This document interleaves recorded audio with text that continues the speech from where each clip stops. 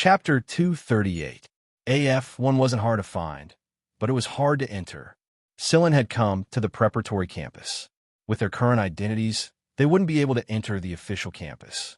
The preparatory campus was located in a different place from the official campus. In other words, they were on different planets. The preparatory campus wasn't far from the official campus. Scyllin could see the planet where the official campus was located from this planet.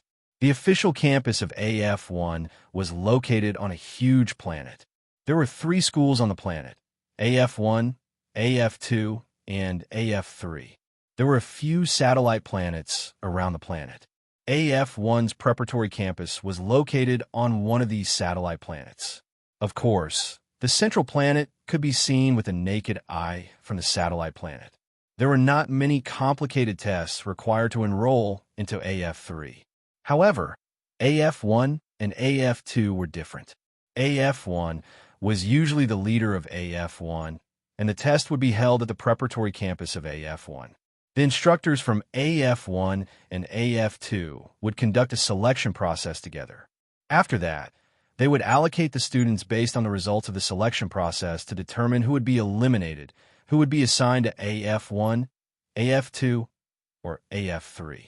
The selection process for AF1's preparatory campus was carried out in stages. It was arranged according to the total number of recommendation cards sent out and the time. Scyllin was in luck. The next stage of the selection process was not far away. There were specialized navigation robots in the capital, and all Scyllin had to do was to find one at random. After entering the attached destination and his identity information, a specialized navigation robot came over and brought Scyllin to a place where a specialized car was waiting for him. After Scyllin showed his recommendation card, he was brought to this satellite planet. The navigation robot the size of a watermelon explained the arrangements to Scyllin and brought Scyllin to the entrance of the preparatory campus. It was also here that Scyllin met Libero. Libero wasn't alone. There was a big guy with him. Libero called him Ironhead. Ironhead was also a mutant. Strictly speaking, Libero and Ironhead were considered half-mutants or mixed bloods. Of course, that was just a nice way of saying it. To put it bluntly, some nobles would call them bastards. Many nobles who thought highly of themselves looked down on them the most. They thought the existence of mixed bloods was a disgrace. Libero was shocked when he saw Scyllin. He didn't expect Scyllin to be here as well. However, after the initial shock, he was overjoyed. Libero was very happy to meet someone who didn't discriminate against mixed bloods like him. Previously, he thought that they were just passers-by and had no deep relationship with each other. But now it was different. They were all comrades in the same trench. Libero introduced Ironhead to Scyllin. When Ironhead saw that Scyllin didn't show any disdain, he also showed a friendly smile. "Hey, Scyllin, have you reported it yet?" Libero asked. "No." Scyllin shook his head. They had stayed at the station for a long time. They had spent a lot of time eating with Weemow. It would be troublesome if this cat didn't have enough to eat. "We've already reported it. Let me take you there." Libero was very enthusiastic. They had just arrived, so they would be assigned temporary dormitories after reporting. If the 3 of them applied for a dormitory together, they would be put together. This was better than people they didn't know or people who discriminated against them. Reporting was very simple. They just needed to show their recommendation cards. Every recommendation card contained information about the person who recommended them. Scylin's carry card contained Griffin's information. Every tutor in AF1 and AF2 had to bear a certain amount of pressure when they gave out a recommendation card. This was because the recommended people might not necessarily be accepted. The final deduction ratio, which was the ratio of the number of recommendation cards given out to the number of people accepted, was closely related to the tutors. A tutor with a deduction ratio close to 1 would definitely be more respected in the affiliated schools. When Scyllin handed the recommendation card to the person in charge, the person didn't pay much attention to it. After all, there were many tutors in the affiliated schools, and there would be many people who recommended them too. However, when the person in charge swiped the card and read the information, his attitude changed a little. He looked at Scyllin curiously. He didn't expect Griffin to recommend someone who looked so ordinary. After getting the dormitory card, Scyllin, Libero, and Ironhead went to the temporary dormitory area. Hui Mao came with them as a pet and didn't participate in the beast test.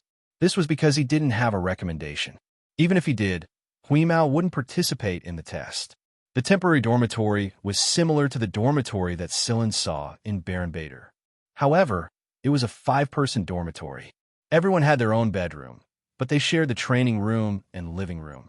When Silin and the other two arrived at their assigned dormitory, there was already a person living there. From the looks of it, this person had been here for a while. When Silin and the others came in, the person seemed to have just woken up. He was still a little sleepy. When he saw Silin and the others, he stretched. "Yo, your roommates are here? All 3 of you are?" Libero first introduced himself, then introduced Silin and Ironhead. The person scratched his messy hair and chuckled. "I'm Wally. I come from a small corner of a planet in the 17-star sector." As he spoke, Wally sniffed. "You guys bought breakfast? It's lunch now, right?" Libero said helplessly. Wally rubbed his hands. "Whatever. Can I join?" "Sure. We bought enough anyway." Silin put the things on the big table in the living room. Hui Mao squatted in front of his plate and cut Wally's spoon into 3 pieces when it reached over. However, Wally liked to tease Hui Mao. When a spoon broke, he would change to a fork. Finally, he succeeded in stabbing a small fish out of Hui Mao's plate. Hui Mao was so angry that he jumped up and scratched Wally's face. However, Wally seemed to be quite open-minded. When he talked about his trip to AF1's preparatory campus, he summed it up in one word: debt collection. The place where Wally lived had nothing to do with the people of Fu High School. It was even more remote than Old Chang's planet. However, one day, Wally ran into a person who had forcefully landed his spaceship near his house. He was in a good mood, so he gave the person a meal. Then, the 2 of them got into a fight. Wally was beaten black and blue, and no one in the entire street could recognize him. Then, the person kicked Wally twice, took all the food in his house, and left. Before he left behind a card and some money, telling Wally to find him at Fu High School, and that he would make sure Wally didn't have to worry about food or clothing. After that, Wally came. Listening to Wally's story, Silin felt that the teachers of the affiliated schools were quite unique. They were all unpredictable.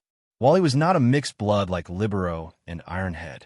Like Silin, he was a normal person. However, someone who could get a recommendation card from an affiliated school's teacher had to have something special about him, even if the teacher's methods were a little strange. Tai-Tu's parents were servants of a noble family. Because they saw that Tai-Tu had some ability, they used their connections to get a recommendation card and recommended him. But if Tai-Tu were to be eliminated, it was easy to imagine that their family would have a hard time in the future. That was why Ironhead was under a lot of pressure. Libero, on the other hand, was only able to get a recommendation card because of his teacher's connections. However, Libero did not want to talk about the details. Anyone could see that things were not as simple as he made them out to be. There had to be more to it, but since Libero was unwilling to talk about it, Silin and the others did not ask anymore. The last one was the most special. He was an 8-year-old child of noble birth, but he was more lively than most nobles. He didn't pretend to be arrogant, indifferent, and sarcastic like some other nobles. Although he called them this young master, every time he opened his mouth, it was obvious from his eyes that he didn't mean to belittle Celine and the others at all. It was more like a colloquialism, just a habit. The one who brought the child here was an old servant. The old servant reminded Silin of Brizette, who was always by Lung's side. Although he was polite and always had a smile on his face, he was not to be underestimated. According to the rules of AF1, servants were not allowed to be brought here.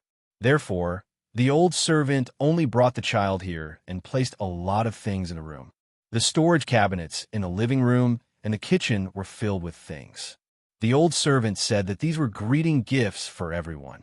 He hoped that Silin and the others could help his young master. This was the young master's first time away from home. Silin and the others promised that they would take care of him. After all, they were all roommates in the same dorm. Silin believed that the old servant must have investigated all 4 of them before coming here. Otherwise, he would not have brought the young master here so easily. The child's name was Taida, but his surname was not mentioned. The old servant finally left after the child impatiently called him back. After the old servant left, Taida jumped up and down in the bedroom that the old servant had tidied up and cheered loudly, as if he had been liberated. Scylla and the others looked at each other. As expected, it was a child. Taida did not put on airs. Even though he spoke with the accent that nobles always had, his actions left people speechless. For example, Taida would say, "Hey, you guys come over and talk to this young master." But in reality, Taida would run over to Scylla and the others and join the conversation. Although he was young, he knew a lot. "Hey, young Master Taida, do you know how the selection test will be conducted this time?" Wally asked as he lay on a chair and cracked some nuts. Scylla did not like nuts very much, but Hui Mao did. Therefore, while they were chatting, Scylla would shell Hui Mao and give some Taida. Taida ate the nuts that Scylla had peeled as he stretched out his palm and spread his fingers. AF1's test has always had 5 rounds. It's called AF1's fifth test. AF1's fifth test. Is it difficult? Libero asked. Taida chewed on the nuts and frowned. I heard it's quite difficult. In the first round, you have to use a pen to write on paper. Right? You mean you have to use a pen to write word by word on that kind of paper? Ironhead was troubled. Even as a servant, he had never used paper to write. He had always used an electronic tablet. If he really used a pen to write, he probably would not be able to read what he wrote. Libero and Ironhead were in the same situation, but Scylla and Wally were much calmer. They were more familiar with this kind of thing. Scylla handed a peeled nut to the child. Continue. Taida took the nut and threw it into his mouth, crunching noises as he chewed on it. His teeth were quite good. Then, he started counting with his fingers. After that, there's a stress test, the 3 tests, the cooperation test, and the final interview. But don't worry, there's no so-called passing standard for each round. I don't know what they're selecting based on. Some obviously did badly in the written test, but were accepted in the end. Some who did well were rejected in the end. Taida told them everything he knew, but the more Scylla and the others learned, the more they felt that AF1 selection test was so different. Chapter 239. It was their first day here, and they hadn't calmed down yet, so they chatted a little late that night. In order to take care of Taida, the youngest of the hostel, Scylla and the others helped him a lot. It was obvious at first glance that the child lived like a prince. Even when he was bathing, there was a robot to scrub his back, and the old servant had arranged everything for him. Scylla and the others had seen Taida's room before. After the old servant had finished decorating the room, they had all taken a look. It was so complete that Taida didn't have to do many things himself. He only had to give orders to the housekeeping robots and the AI system. As soon as he saw the thick plush carpet in Taida's room, Hui Mao felt an itch on his back. He wanted to rub against it immediately. In fact, Hui Mao did that, but Scylla twisted him back before he went to sleep. There are a few hidden surveillance cameras in this dorm. There are 3 in Taida's room, 1 in the kitchen, 1 in the bathroom, and 2 in the living room. Hui Mao said, unhappily next to Scylla after he was twisted back into his room. The final conclusion was that other than Scylla's and the other 3's rooms, the rest of the dorm was monitored. Looks like Taida has a pretty deep background. Scylla scratched Hui Mao's chin. He thought about what Taida had said about the 5th exam in AF5 and closed his eyes to sleep. Before he could fall asleep, Scylla was woken up by Hui Mao's slap. What? Scylla didn't even open his eyes. That kid can't sleep. He's probably homesick because he's not used to it. Through the surveillance in Taida's room, Hui Mao knew what was going on in the room. Since we're here, we have to get through it. 10 minutes later, the cat's paw slapped Scylla's back. What's wrong with you? Scylla still didn't open his eyes. That kid looks like he's been wronged. Do you have the heart to do that? People always learn to be strong while they cry. It's a way of growing up. Hui Mao flicked his ears. No one knew if he understood. Another 10 minutes passed. Scylla suddenly turned over and opened his eyes. In front of him, Hui Mao raised his claws and was about to slap down again. I really admire you. At the same time, on another planet in the imperial capital, in a room in a vast castle-like building complex, a few people were staring at the situation in Taida's room displayed on a large screen. Seeing the 8-year-old child rolling around on the bed, unable to fall asleep, the 2 women wiped their tears with handkerchiefs. I told you not to send him in so early. Look, The child can't even sleep when he's away from home. That's right, Dad. Taida is still young, and you know what kind of place AF1 is. Besides, Taida doesn't need to walk the same path as us. He'll be fine with us protecting him. I agree. Let's bring Taida back, another man in military uniform said. The people around them all looked at the man standing in the middle, who was almost old but still looked handsome and extraordinary. The beautiful woman standing on the side wiped her tears and glanced at her father, who was standing straight in the middle. She thought to herself, keep pretending. The old man is the one who loves Taida the most. I don't know what he heard from some people in the army this time, but he was so emotional that he sent Taida over. He regrets it more than anyone else, but he didn't say it out because he wanted to save face. Hearing the words of the people around him, the old man sighed inwardly in relief. It's better to bring him back. He's too young. Those people can say whatever they want. It's not like he'll lose a piece of flesh. When Taida grows up in 2 years, he'll send him over. I'm sure Taida won't disappoint him. The child is still too young. Too young. My heart aches for him. The old man was about to speak when the doorbell to Taida's room rang. Taida immediately sat up and rearranged his facial expression so that he didn't look as depressed and helpless as before. This made the people staring at the screen feel sad again. Taida opened the door. Before he could say anything, something was thrown at him. He quickly caught it and saw that it was Hui Mao. Silin yawned and said to Taida, "It's for your bed. This cat likes your carpet, so let him sleep here. Of course, if you don't want to, you can just throw him out." After that, Silin went back to his room and went back to sleep. Taida blinked at the door and looked at Hui Mao in his arms, before he closed the door and went back inside. As soon as he returned to Taida's room, Hui Mao couldn't wait to jump onto the carpet and start rubbing against it. When it looked up and saw that Taida was staring at it without blinking, Hui Mao got up and shook its fur. "Don't worry about me. Go to sleep. I'll guard the door for you." After that, Hui Mao went back to rubbing its fur on the carpet. After Hui Mao's antics, Taida was in a much better mood. After watching for a while, he picked up the soft cushion from the bed and sat down next to Hui Mao. The temperature in the bedroom was very suitable, and it was intelligently controlled, so there was no need to worry about catching a cold at all. Half an hour later, the man and the cat fell asleep on the carpet.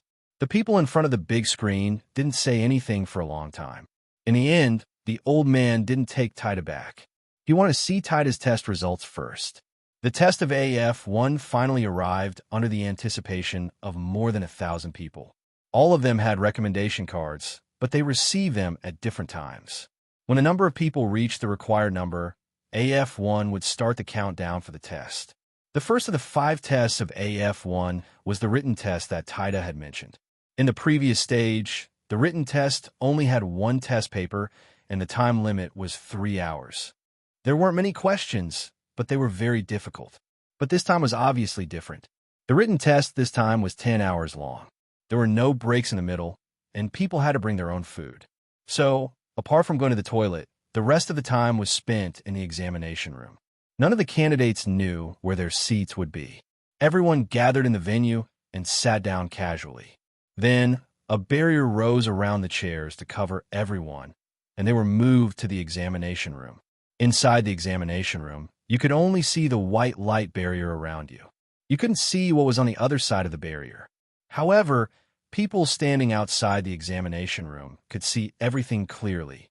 So, don't try anything funny, or you'd end up in a very bad situation if you were caught. When everyone was moved to the examination room, they found that they were facing a thick book of test papers. That's right, it was a book. This included basic personal information as well as various aspects of the test, and so on. Silin looked at it.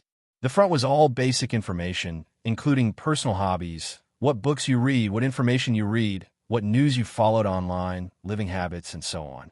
Many people tried to write positive things, but they didn't know that during the test, the tutors would arrange the test questions according to the information you wrote. If they found out that you lied, the tutors would make things very difficult for you. Silin didn't write too much. He only wrote down shooting and so on. After all, Guan Feng's gun was there, so it was only a matter of time before he wrote it down. These basic personal information also showed how much a person knew about themselves.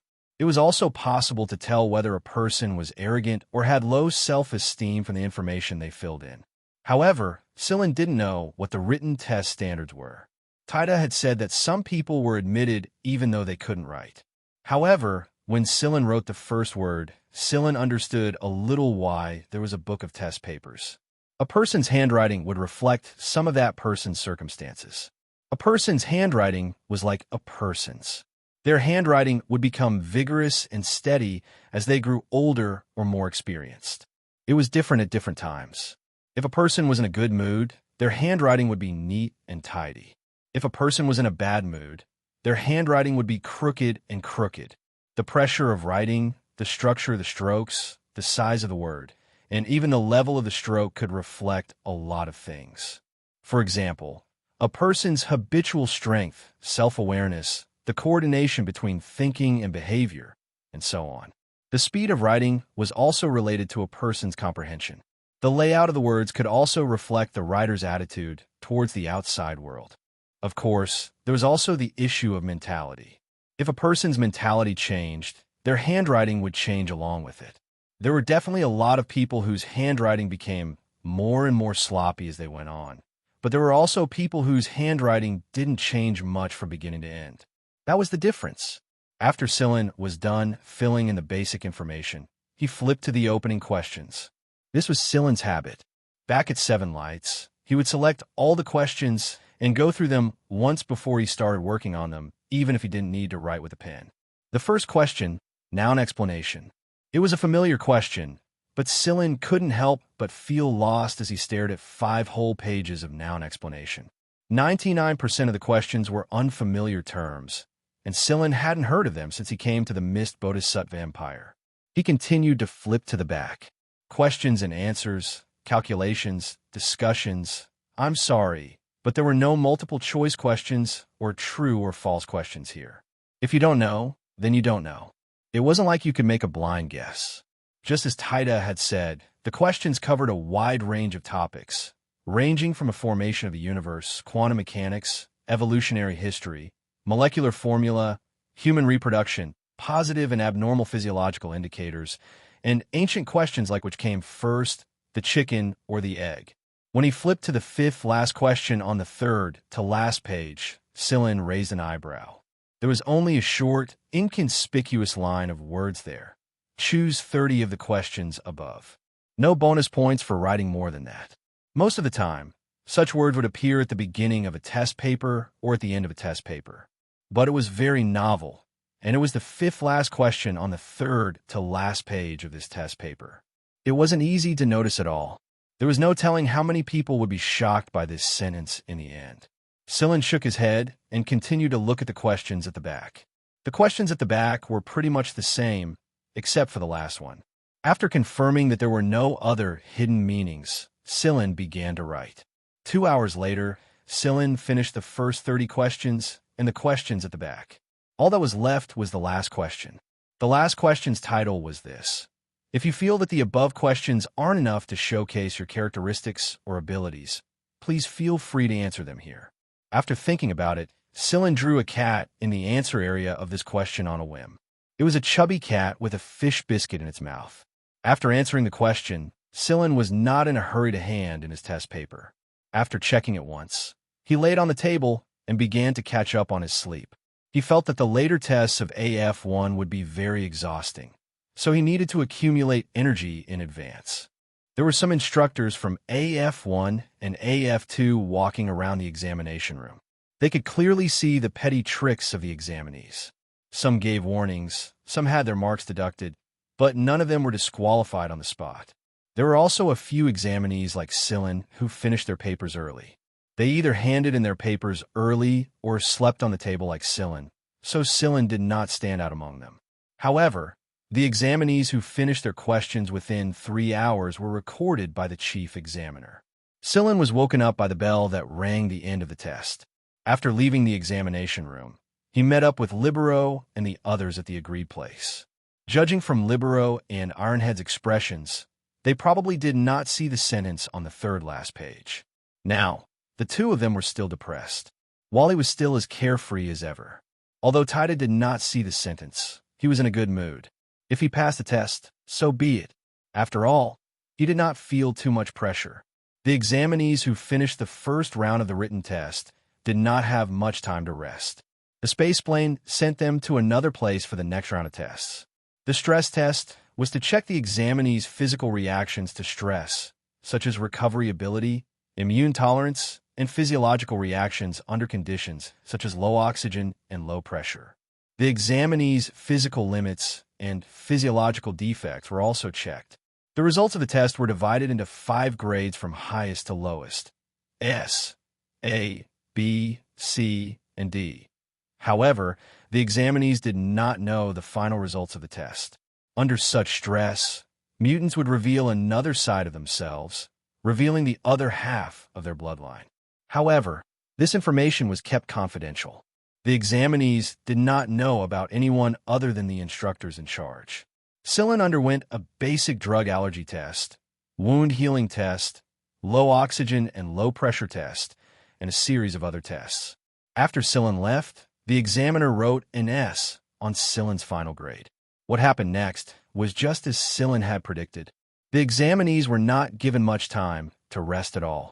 After the second round of tests was over, the examinees were sent to another part of the planet for the third round of tests. This time, however, Scylla noticed that the number of examinees was a little less. Although it was not a lot, there were still more than 50 examinees missing. The third round of tests was also known as the 3 tests. The examinees would choose 3 of the tests they wanted to take. Scylla chose shooting, close combat, and assembly.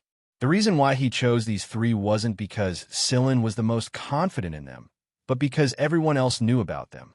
At the very least, Guanfeng definitely knew about them. Needless to say, the assembly was over very quickly.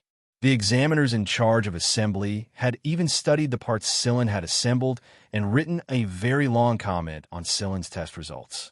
As for what they wrote, Scylla did not know. In close combat, Scylla's opponent was a big blockhead who looked like an iron head. This person was an expert in strength, and he was able to punch a hole in the reinforced ground with a single punch. Not only that, he was completely fine as he continued his next punch. At first, Scylla chose to defend and not attack.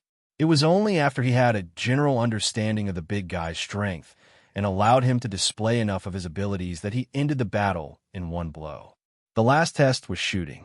There were a lot of people who chose shooting, and Scylla had a lineup to come here. Unlike the previous tests, shooting was half open to the public.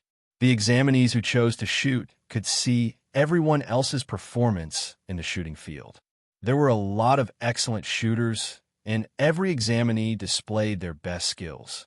However, there was a phenomenon in the shooting field that the examinees cheered a lot, but the instructors in charge did not react much. Chapter 240. Everyone knew that the affiliated schools had no shortage of geniuses. AF1 and AF2 had already gathered geniuses from all walks of life in the Empire. Perhaps the teachers were already numb to it.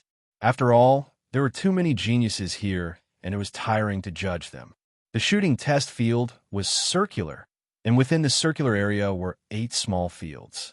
Each field occupied a 45-degree fan-shaped area. Outside the shooting field, there was a ring of stands. The stands were divided into 2 levels. The upper level was where the teachers in charge of the test moved around, while the lower level was where the students who came to take the test could move around. Those who had already completed the test or were waiting to take the test could all watch the people who were taking the test in the shooting field below. Shooting was a compulsory course for every student. Even if you had never touched a gun before, you would still have to take shooting lessons after you were officially admitted. Therefore, shooting was considered a key course in the school, and many teachers liked to use it to test the students. Regardless of whether it was the course assessment or the selection test, shooting accounted for a higher percentage of the students. Because of this, a lot of people chose to shoot. Perhaps in the outside world, curve shooting would be an extremely difficult technique, but here, when geniuses collided with geniuses, it was no longer a problem. If you shot 100% of the time, the teachers might take a second look at you. So the previous batches of AF1 and AF2 students were also watching from the sidelines. From their expressions, Sillin could tell that not many of the people who came to take the exam were worthy of their attention. Of course, it was not that the people taking the test were too weak. If they had been admitted and trained by the affiliated schools, they would have shown even brighter. As the teachers watched indifferently, and as the students from previous batches chatted and laughed, the candidates entered and left one after another. Before coming here, they were full of ambition, but after experiencing it for themselves, they finally understood why AF1 and AF2 could become the top schools in the Empire. Gold would always shine, but when there was a lot of gold together, your gold would not stand out. However, in Sillin's opinion, the shooting test tested the shooting skills of the candidates, and the other was to observe the type of gun each candidate was used with. Yes, the guns used in the shooting test were chosen by the candidates themselves, and the settings allowed them to use their own guns. This was why guns were not prohibited when coming to AF1's preparatory campus. It also showed that the people of AF1 had the ability to control any possible situation. Sillin looked up at the sky and watched the people shooting below. Libero and Ironhead did not choose to shoot, but Wally and Taida did. Wally was in front of Sillin, and Taida was behind Sillin. They were arranged according to the order of registration. Wally and Sillin were assigned to the same sector. Wally's gun sense was very good, and when Sillin watched Wally shoot, he thought of Tang Xiao. This kind of gun sense was either innate or was the influence of his living environment. If it was the latter, then Wally lived in a messy place, but it wasn't easy to nurture a carefree person like Wally in such a messy place. Wally directly chose a gun from the gun rack in the shooting range. After looking at it, he fired one round before starting. Then he hit all the targets, and it was a series of shots. Standing here, Sillin couldn't see Wally's eyes when he shot. He could only see his shooting technique and the result. Maybe some of the instructors could see it through the cameras inside the shooting range. Sillin could not see the look in Wally's eyes when he was shooting. He could only see the shooting method and the result. Perhaps some of the teachers could see it through the cameras in the shooting field. Sillin, it's almost your turn, right? Taida ran over. He had just gone to chat with a student from the previous batch. Taida did not feel any pressure when it came to designing the test. Yes, there are two more people. Celine pointed at the fan-shaped area in front of them and said. Taida waved his hand. Don't be nervous, calm down. This was what his father often told him. Sillin smiled. I'm not nervous. As they spoke, Wally came back from his stroll. There's nothing much to see. It's rare for the people from the previous batches to be looking at the pretty girls. The girls are looking at the pretty boys, and the teachers are yawning. I don't know if they're trying to piss us off. Wally leaned on the fence like he had no bones. I'm so hungry. Do you guys have anything to eat? Sillin tossed a hardtack, a bag of jerky, and a bottle of water to Wally. Conserve your energy. I think the next round will be quite tight. This test is so troublesome. Wally took the food and started to replenish his energy. Wally didn't have a subspace container, and those were luxuries for him. That was why he couldn't carry a lot of food like Sillin and Taida, and he didn't want to eat nutrient pills either. They were fine for normal times, but they couldn't satisfy his energy requirements at all during a test like this. Oh, I asked around. Apparently, there are some changes to the third round, Taida said. What changes? Sillin and Wally looked at Taida at the same time. Taida sighed. I heard that from now on. The third round will be a 3+1 test. There will be 3 optional tests, plus another test. However, this extra test might be different every batch. I think we're going to test long-distance running this time. Long-distance running? How long is it? Sillin asked. Taida shook his head. I don't know. They don't know either. We'll have to ask the teachers in charge. Wally looked up at the sky while eating the jerky. His face was bright and sad. I have a bad feeling. Sillin's number tag vibrated. It was a test reminder. I'm going now. You guys talk. After saying this, Sillin walked toward the fan-shaped area of the shooting range. He took out the box Guan Feng had given him. Subspace was not allowed inside the shooting range. Since Guan Feng had given this to Sillin, it meant that he wanted Sillin to use it boldly. There was no need to hide it. After the first examinee came out, Sillin inserted the number tag he had received earlier into the slot. The door opened, and Sillin walked in with the box. What's that box? Wally asked Tida while eating a compressed biscuit. A gun, I think. Tida wasn't sure himself. Very few people carried a gun in a box. There were about 50 or so light markers flashing in the target area. Each light marker was only the size of a fingernail, and their speed and direction were unpredictable. Sillin stood still in the shooting range. He opened the box on a nearby table and began assembling it. His speed wasn't any slower than Guanfeng's. The instructor, who was looking at his area, abruptly rose to his feet. Feeling uncertain, he pulled up the monitor and took a closer look. He couldn't help but curse. Fuck. There's no way that old fox Guan would do that. There's no way he would. Another instructor saw the man's reaction and swayed over with a teacup. What's wrong? Is your sciatic nerve convulsing? Convulse my ass. I asked old fox Guan for it so many times, but he wouldn't give it to me. He just had to give it to a little kid. The instructor almost dropped his cup when he saw the image on the monitor.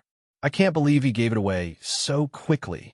The other instructors were curious about the duo's reaction as well. They all wore different expressions after learning the reason. But it had to be said that the box had attracted all of the instructors' attention. Why does Sillin's gun look so strange?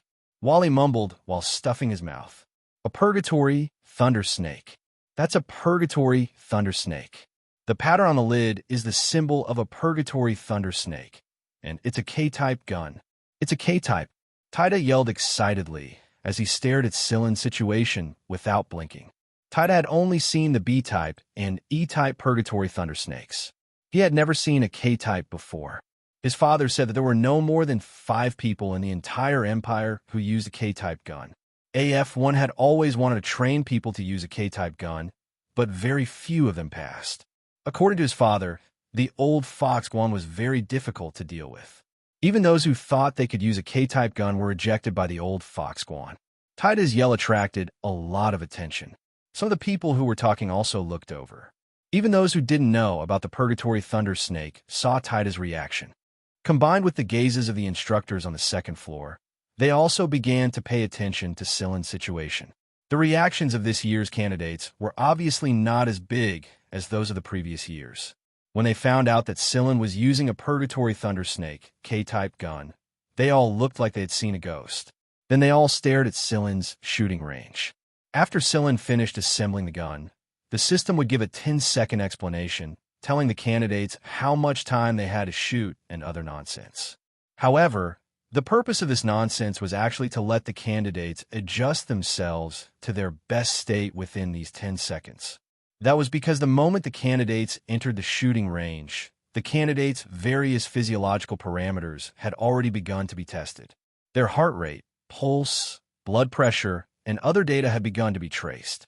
This was also a good way to test each candidate's mental strength. When the 10 seconds were up, the system announced the start of the shooting range. Sillin raised his gun and fired without any hesitation. Missed. Before Wally could finish his sentence, he heard the system on Sillin's side report 5 times in a row.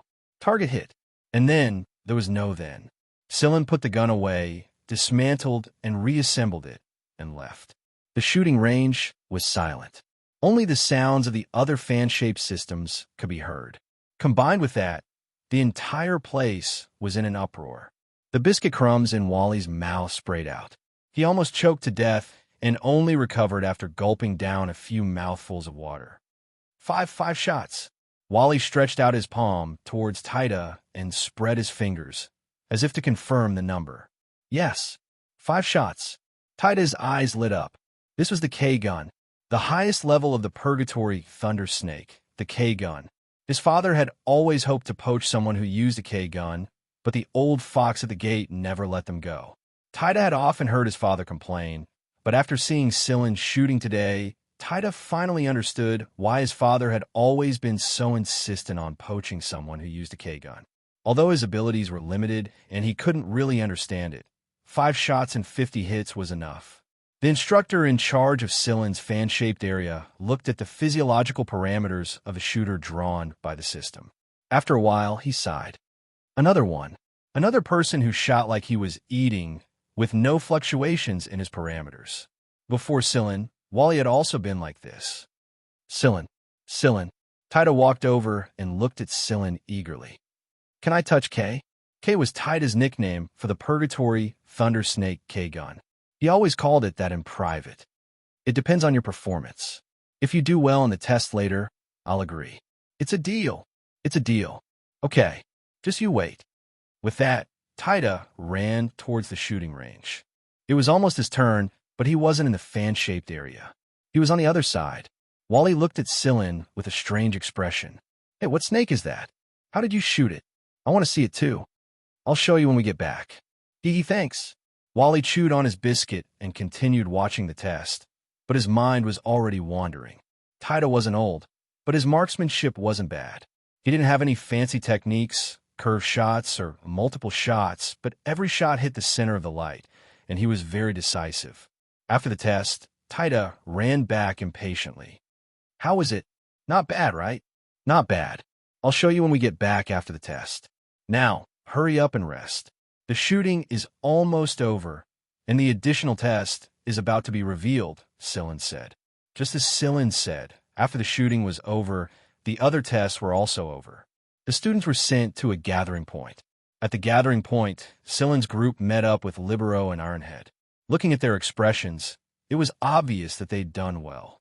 But while the 3 tests were not bad, the following additional test made everyone speechless. The additional test was a long-distance run. Many people had heard about this, but they only knew the specifics now. What was the specifics? Run around the ball. What did running around the ball mean? Look, everyone was standing on the equator. This was also the name of a track that AF1 had specially built. The equator wasn't as flat and narrow as the other tracks. It was wide and full of obstacles. Trees, stone piles, slopes, and so on. Even though planet Hiku wasn't big, running around the ball was enough for everyone. Apart from the geographical obstacles, everyone looked at the black guy running over and suddenly felt as if autumn frost had swept past them. Is that a monkey? No, that's a chimpanzee, a giant chimpanzee. It's really huge. As the chimpanzee ran closer and closer, the tremors on the ground grew stronger. My stomach is starting to tremble, Wally said. That's a kidney you're touching. I'm shaking all over. No one taught me how to fight against this species in my entire life. Wally pointed at the big guy that was about 10 meters tall. There's more. Scylla pointed at some animals that were running over from the other side. In other words, not only did they have to run around the ball, but they also couldn't run slowly and defenselessly. There would be these big guys chasing after them. I hate 3+1. Wally looked up at the sky and sighed. Celine looked left and right and suddenly realized that the cat had run off somewhere to contact its feelings. Chapter 241. The additional test didn't have a time limit, and they couldn't use flying tools. Of course, it was a different story if they were like Zani, who could fly. There weren't too many rules to avoid them. They could form groups or teams. Therefore, the 5 people in Celine's dormitory moved together. From the start, Scylla noticed that Taida's expression was a little strange. Compared to Libero and Ironhead, who were full of distress, Taida looked more like he was happy to see an old friend. He just tried his best to maintain a serious expression. Although Taida wasn't big, his stamina was quite good. At least he didn't fall behind. In order to avoid the animals behind them, there would probably be some animals that would cause trouble on the road ahead. Scylla and the others saw an unlucky guy being thrown backwards by a black gorilla by the leg. The tigers, leopards, bulls, and snakes wouldn't be too bad either. After running for a while, Scylla's group of 5 rested behind a pile of rocks. They would continue after an hour. Taida, I didn't know you had such good stamina, Libero said. Of course. I've been training with my dad's subordinates since I was young. Taida was quite proud of this. Scylla looked at the sky. Their pace couldn't keep up with the speed of the planet's rotation. They couldn't experience day all the time. However, they didn't know what would happen when night fell. They couldn't reason with the animals. If they didn't grasp the situation, they would probably be in trouble, just like that poor guy who had been sent flying by the black gorilla. If Scylla was alone, it would definitely be much faster. With Scylla's ability to hide, it would be much better than the 5 of them moving together. However, this was just an additional test. There was no need to fight for first place. They could move together and help those guys. They could also learn some other information along the way. At first, Scylla was thinking of sending the gray cat to make friends with the animals. But who would have thought that the gray cat would disappear without a trace before the preliminaries even began? It only left behind the words, "I'm going to make friends," before disappearing completely. "It's dark," Wally said as he leaned against the pile of rocks and watched the darkening sky. His tone was a little embarrassed. He didn't seem like his usual carefree self. "Are you afraid of the dark?" Tida asked. "I'm not afraid. I'm just worried." "Don't worry, we're here. If you want to sleep, then go ahead. Use this time to take a nap. We'll continue our journey later." Libero moved to the outside and had Wally stay in the middle. "You guys stay here first. I'll check out the terrain." They didn't know anything about this special runway, and they weren't allowed to bring any detectors. There were signal shielding devices and magnetic field disruptors around it. Those with a poor sense of direction would probably go the wrong way. Scylla quietly checked the surroundings of the pile of rocks, then climbed up a pile of rocks and hid himself in the shadows to observe the situation around the pile of rocks. Looking at the placement of the stones from above, Scylla gradually figured out some principles. The locations of these piles of rocks would affect people's thinking and confuse them into making the wrong choice. He felt that there was something fishy about this place. In this short amount of time, Scylla discovered that the positions of the piles of rocks had changed. When they entered the area of the pile of rocks, they had marked the route, but if they continued to follow these markings, they would definitely go the wrong way. After going the wrong way, they would return and then go the wrong way again. In the end, they would be trapped here until dawn, but no one knew what would happen during the long night. It was better to leave this place early and find another resting spot. While Scylla was looking at the arrangement of the pile of rocks, a figure quietly snuck into the area of the pile of rocks. After a short pause, the figure floated over to Scylla and approached from behind Scylla. On the other side, Wally, who had been resting with his eyes closed, suddenly opened his eyes and looked in Scylla's direction. But before he could say anything, there was a thud, as if something heavy had fallen to the ground. Wally quickly got up and ran in that direction, with Libero and the other two following closely behind. But when the four of them arrived at the pile of rocks where Scylla was, they discovered that Scylla was standing on top of the pile of rocks, safe and sound, and there was a person lying on the ground that they did not recognize. This was definitely not a candidate who had participated in the test. Scylla had an impression of all the candidates who had participated in the test, but Scylla was sure that he had never seen this person before. In other words, this person was a student from the previous batch. In a long-distance race of the additional test, other than the animals causing trouble for the candidates, there were also students from the previous batches watching. They were there to ferret out the candidates who did not follow the rules and used illegal tools. At the same time, like the animals, they would occasionally create some obstacles for the candidates. Wally walked over and pulled on the person, saying he fainted. "He tried to sneak up on me, so I knocked him out." Scylla got down from the pile of rocks and looked around. "Let's hurry up and leave. There's something strange about this pile of rocks. The longer we delay, the more it will affect our judgment." The few of them nodded, but before they could take a step, they felt the ground shake. "It's that chimpanzee. Hurry up and leave," Libero said. "No, we can't leave for now." Scylla pointed in the direction in front of them. "There are people coming from that direction." The few of them quickly left and hid, erasing all traces of what had happened. However, the person who had been knocked out by Scylla was left there. 3 people flew over from the sky. One was a mutant with wings, while the other 2 were normal humans.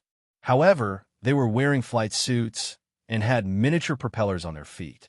The 3 of them headed straight for where the person who had been knocked out was lying. When the 3 of them saw the person on the ground, they checked his condition and injected him with a medicine.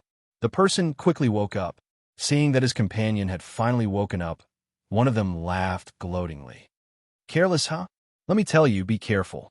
Even if they haven't received training from the affiliated schools, there are still many powerful people."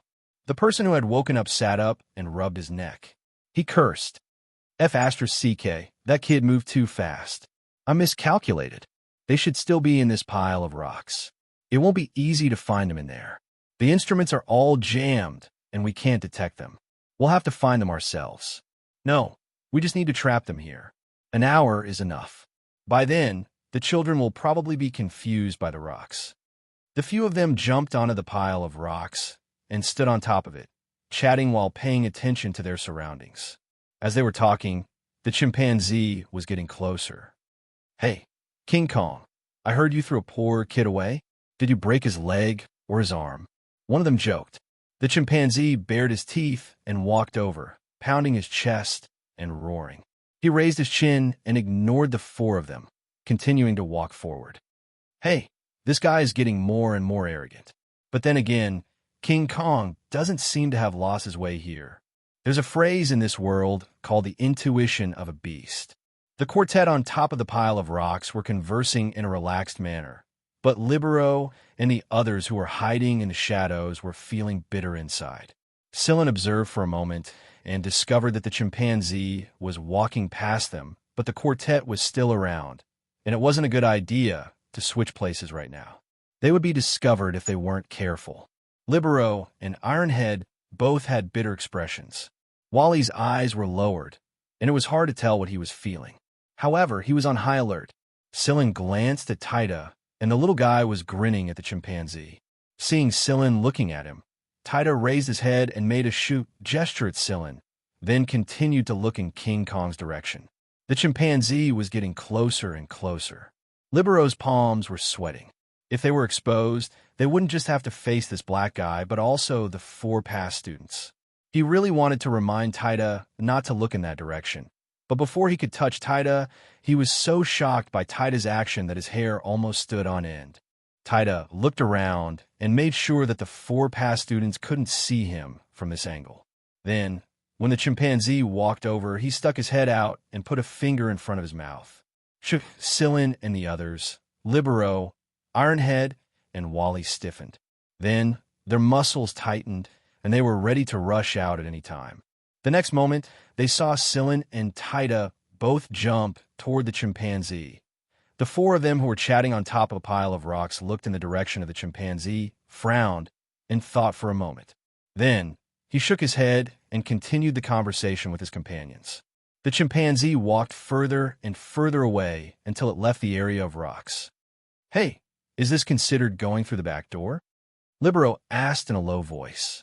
Now, all five of them were lying on the chimpanzee's belly, and the chimpanzee's back was facing the four of them.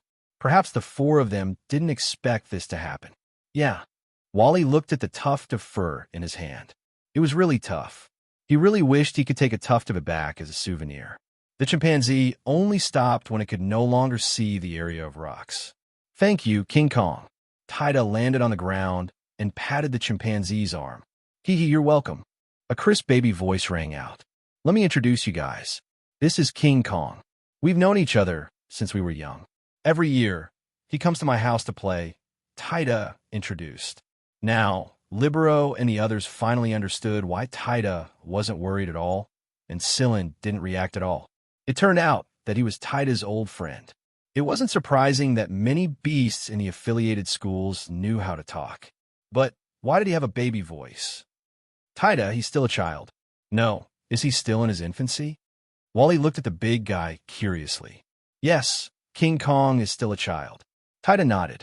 Scylla and the others were silent. Was the difference between species really that big? "I'll send you guys off here. I'm going to take another route." "It's not in your track area," King Kong said. "Okay, go play." Taita waved his hand. "I'll find you after the test." "Wait, King Kong, right? I want to ask, have you seen a huimao? A huimao this big?" Scylla gestured and asked King Kong. King Kong scratched its head with its thick black fingers. "If you're talking about that cat called Snore, then I've seen it." "Yes, that's it." "Do you know where it is now?" Scylla asked again. King Kong shook its head. "I saw it half an hour ago. It made Doll cry, so it left a deep impression on everyone." Doll is?" "A small crocodile the same size as me." A big crocodile was considered a small crocodile. If big meant about the same length, then it really wasn't small. It was a different story if it was based on age. Libero and the others were in disbelief when they heard this, including Taita. He couldn't imagine that the cat who had slept on the carpet with him not long ago could make a crocodile cry. Since it was King Kong's friend, then the crocodile was definitely not small. However, Sillin wasn't surprised. He sighed. That guy went to bully someone else again. After separating from King Kong, Sillin and the others continued on their way. They encountered a few groups of people along the way, and many were injured. Their injuries weren't serious, but it seemed that they were mainly psychological blows. They wondered how the people at the front were doing. If there wasn't enough food here, they had to find a solution. The fruits in the forest had all been taken by the people at the front, and the animals they encountered along the way weren't something they could kill. They could only find plants to fill their stomachs. In comparison, Sillin and the others were considered lucky. After all, the use of subspace wasn't forbidden here. They ran and stopped occasionally, and they had to find shelter to avoid bumping into the previous students. On the evening of the second day, Sillin finally met Hui Mao. Judging from the guy's expression, he seemed to be quite good at making friends. Sillin, let me introduce a new friend to you. He's right in front. Hui Mao raised his paw and pointed ahead. The area in front was surrounded by swamps and dense forests. Under the gradually darkening night, it looked even more strange. No one knew what was inside the forest or under the swamp. At the very least, Sillin's intuition told him that there was danger there. Not long ago, they heard a short and urgent scream from this side. After that, there was no movement after that, and by the time they arrived, there was already no one in sight. Because they knew that this area was full of hidden dangers, Sillin and the others decided to wait for a while and pass through after night. It would be slightly safer that way. You mean this area? Sillin raised his hand and gestured at the swamps and dense forests not far away. Yes, I have a friend there. He's quite a nice guy. Hui Mao squatted on Sillin's shoulder and wagged his tail. I even fought for him. Now, of course. Aren't you guys in a hurry? This is his territory. This way he can help you guys. Hui Mao was very proud. This was all thanks to him. Sillin called the other four and followed Hui Mao. Sillin, are we really going to go there at this time? Taida looked around and felt that the surroundings were spooky. There seemed to be a pair of big, cold eyes looking at them in the darkness. It's okay. Trust Wheeze. Yeah, trust me. That friend has a good temper. I'm not lying. You'll know when you see him. Hui Mao led the way in front, jumping around on the branches. It was late at night. Sillin and the others finally saw the good-tempered friend that Hui Mao mentioned. The area near the pond was filled with tall plants, and there a big fellow was entrenched there. The scales covering its thick body reflected the starlight with a cold metallic light, and with the help of the cold light, they could see the dotted stripes and diamond-shaped patterns scattered all over its body. From time to time, they could see the sharpness of its forked tongue, and the long and thin pupils in its cold eyes stared straight at Sillin and the others.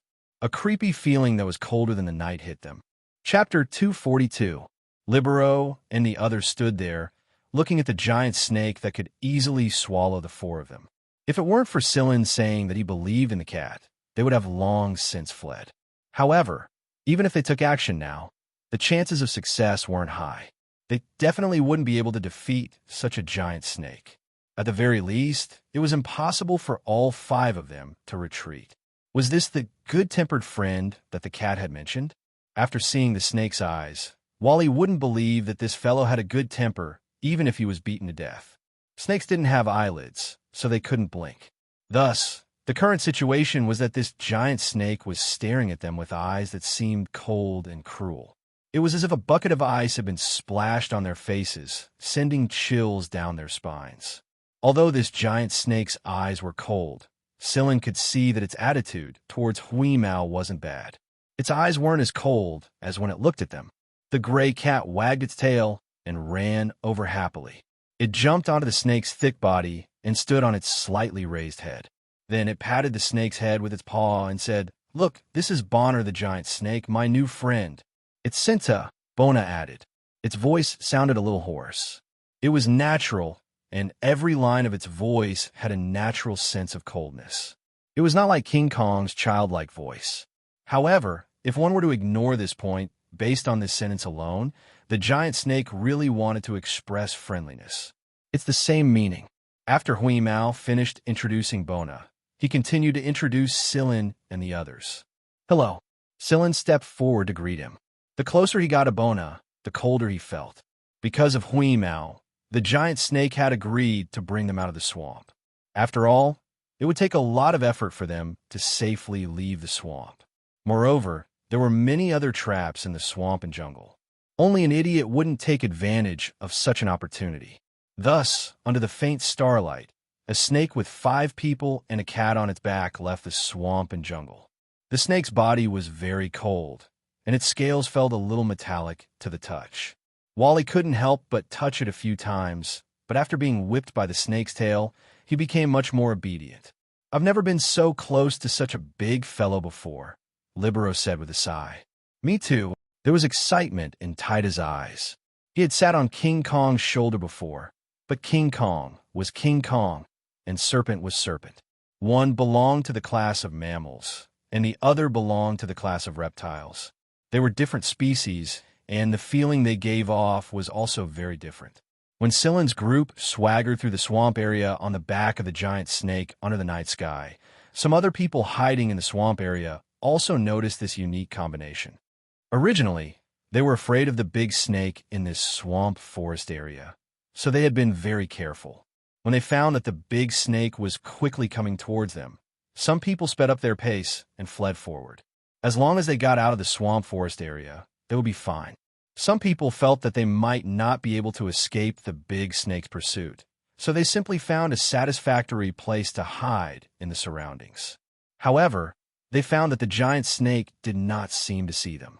It did not chase after the people in front of it and continued to crawl at its original speed. When some of the people hiding in the surroundings saw that there was a person on the snake, their jaws almost dropped to the ground. After Bonner crawled through a dense forest area, another pair of eyes opened in a shrub with large leaves. If one looked carefully, they would see that there was actually a person hiding in the shrub. However, this person was like a chameleon. His skin had changed to the same color and pattern as the surroundings. Even his body temperature was similar to the surroundings. This way, even heat-sensitive animals would not be able to detect him. The person looked in the direction where the big snake was crawling and cursed, F***CK, they're cheating. The competition didn't say that we weren't allowed to get close. Who asked us to not know that snake? Said the other people hiding behind the shrub. Bonner was crawling forward with Silin and the others when he suddenly stopped and looked back as if he was trying to confirm something. He then suddenly sped up. Ironhead almost fell off the snake. He only managed to grab onto the snake's scales and asked Silin and the others, "What's wrong?"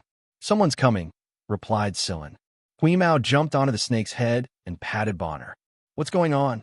"A troublesome person is chasing after us." "Damn it, why is she in a place like this?" Bonner ran as fast as he could, as if he was running away from a disaster. Hui Mao could sense that the person chasing after them was a human, but the fact that Bonner was behaving in such a manner made him curious. The snake was fast, but the person chasing after it wasn't slow either. 5 minutes later, a voice came from behind. "Bonner, you bastard, stop right there." Although it was a woman's voice, it was too loud. It was so loud that the insects that had fallen asleep in this swamp area were startled awake, and they began to squeak. Is she using a megaphone? Wally had a look of disbelief on his face. Kenichi never uses that kind of thing. Her voice can make a megaphone explode. Bonner continued to run without looking back. Thus, in the swamp area, under the starlight of the night, a large snake was running as fast as it could, while a girl was chasing after it. From time to time, she would say a few words, but she didn't shout anymore. She was probably trying to conserve her strength, but it seemed that she wouldn't stop until she caught up to Bonner. Because of the girl's relentless pursuit, Bonner's speed was also quite fast. By dawn, he had already reached the edge of the swamp area. That girl is still chasing after him. Isn't her stamina a little too good? Libero sighed. If they were in each other's shoes, Libero believed that he wouldn't be able to maintain such a high speed for more than an hour. But that girl had been chasing after him for more than 4 hours. And she hadn't been shaken off by Bonner. She's quite aggressive. Wally looked at the snake that was trying its best to escape. He wondered how the snake had offended the girl. Sigh. Women really can't be offended. After finally running out of the swamp area, Huimao jumped down with Sillin and the others. Bonner, hurry up and run. Bonner didn't pay much attention to Sillin and the others. He changed directions and continued running. Sillin and the others hadn't gone far when they heard a loud bang behind them. Looking back, he saw the huge snake rolling on the ground a few times after being beaten. In front of the snake stood a girl with two small braids hanging down from her temples and a ponytail at the back. She looked like she had just come out of the training ground. Sillin felt that the girl looked familiar, but it was his first time seeing her. "Why are you running?" Kinancy stared at Bonner and panted. "I'm not running. I'm just crawling a little faster." Bonner insisted. "You're still trying to argue?" Asterisk bang. Asterisk another punch. Huimao's tail shook as he scratched his head with his claws. He then looked at Bonner, who was rolling on the ground a few more times. "It must hurt." "Kinancy, I'm telling you, snakes have a temper." Bonner roared. "Temper? You still dare to throw a temper?" Kinancy raised her voice. Seeing that the situation wasn't looking good, Huimao jumped on his Sillin's shoulder and shouted at Bonner. "Brother, we'll be leaving first. Take care. If you want to run, then run." "Why did you have to shout like that? Aren't you just angry at a snake? Can't you attract the enemy's firepower or something?" Bonner was so angry that he slapped the ground with his tail. "Huelu, screw your ancestors. You ungrateful bastard. Meow, I don't have any ancestors." Huimao was telling the truth. It indeed didn't have any ancestors. It was a rare species in the universe, a naturally formed cyborg. Sillin was speechless. Calling this cat brother really wasn't a good idea. Sillin didn't know what happened to that pitiful big fellow. He only knew that they could still vaguely hear the commotion from afar. After passing through the swamps and forests, Sillin's group passed through deserts and grasslands. They encountered a lot of strange creatures, and they caused quite a lot of trouble for the examinees who passed. In comparison, the previous term students caused much less trouble, and most of them just watched the show from the sidelines and chuckled. Therefore, they still had to pay attention to the local overlords. When they were about to leave the desert, Sillin and the others saw a mutated armadillo lizard roll down the sandstone with its tail in its mouth. As it rolled, it mumbled, "Run, run." It didn't take long before a giant scorpion rushed out of the sandstone and crawled towards them. Sillin and the others ran madly again. The gray cat originally wanted to give it a go, but Sillin grabbed it by the back of its neck and dragged it along with him. It was better not to cause trouble now. Honestly speaking, this additional long-distance running had proven its usefulness to a certain group of people. For example, Wally was extremely resistant to drought. Even Libero and Ironhead, who were half-mutants, were much stronger than Taida. When Taida was traversing the desert, Sillin and the others had to take turns to carry him on their backs most of the way. Some of the examinees Sillin saw were in no better condition than them. Some of them were even dressed in rags and looked incredibly miserable. After all, not everyone had the privilege of being escorted by local tyrants like Vajra and Bonner. When they finally finished one lap around the planet, everyone had the same thought. 1. We're finally done. 2. Thank God this planet isn't as big as the 1AF one was on. Some of the people who had been eliminated after this additional long-distance run had left of their own accord. After all, until now, the teachers of AF1 hadn't eliminated anyone on a large scale. Even for those who had fallen behind, the teachers of AF1 didn't eliminate them. 40% of the extra race depended on the result, and 60% on the process. The candidates thought that it would be time to rest after this long-distance run, but unfortunately, when 80% of them arrived, they were informed that they would be sent to another place to prepare for the next test. Those who had arrived at the front of the additional long-distance run had it better. They still had some time to rest while waiting, but those who were at the back really had to climb up the transport plane while panting. Sillin and the others had it better. They were at the front, so when they arrived, less than 30% of the candidates had finished the run. According to Taida, after the 3+1 test would be the cooperation test. Originally, everyone guessed that the candidates would form their own teams for the test, but they didn't expect that the so-called cooperation did not only refer to the candidates who had come to participate in the selection test. The number of people transported by this transport plane for the cooperative test was less than 700. After the transport plane had transported the candidates to their destination, Sillin and the others got off the plane with everyone else. They discovered that they were at a wide, open-air training ground.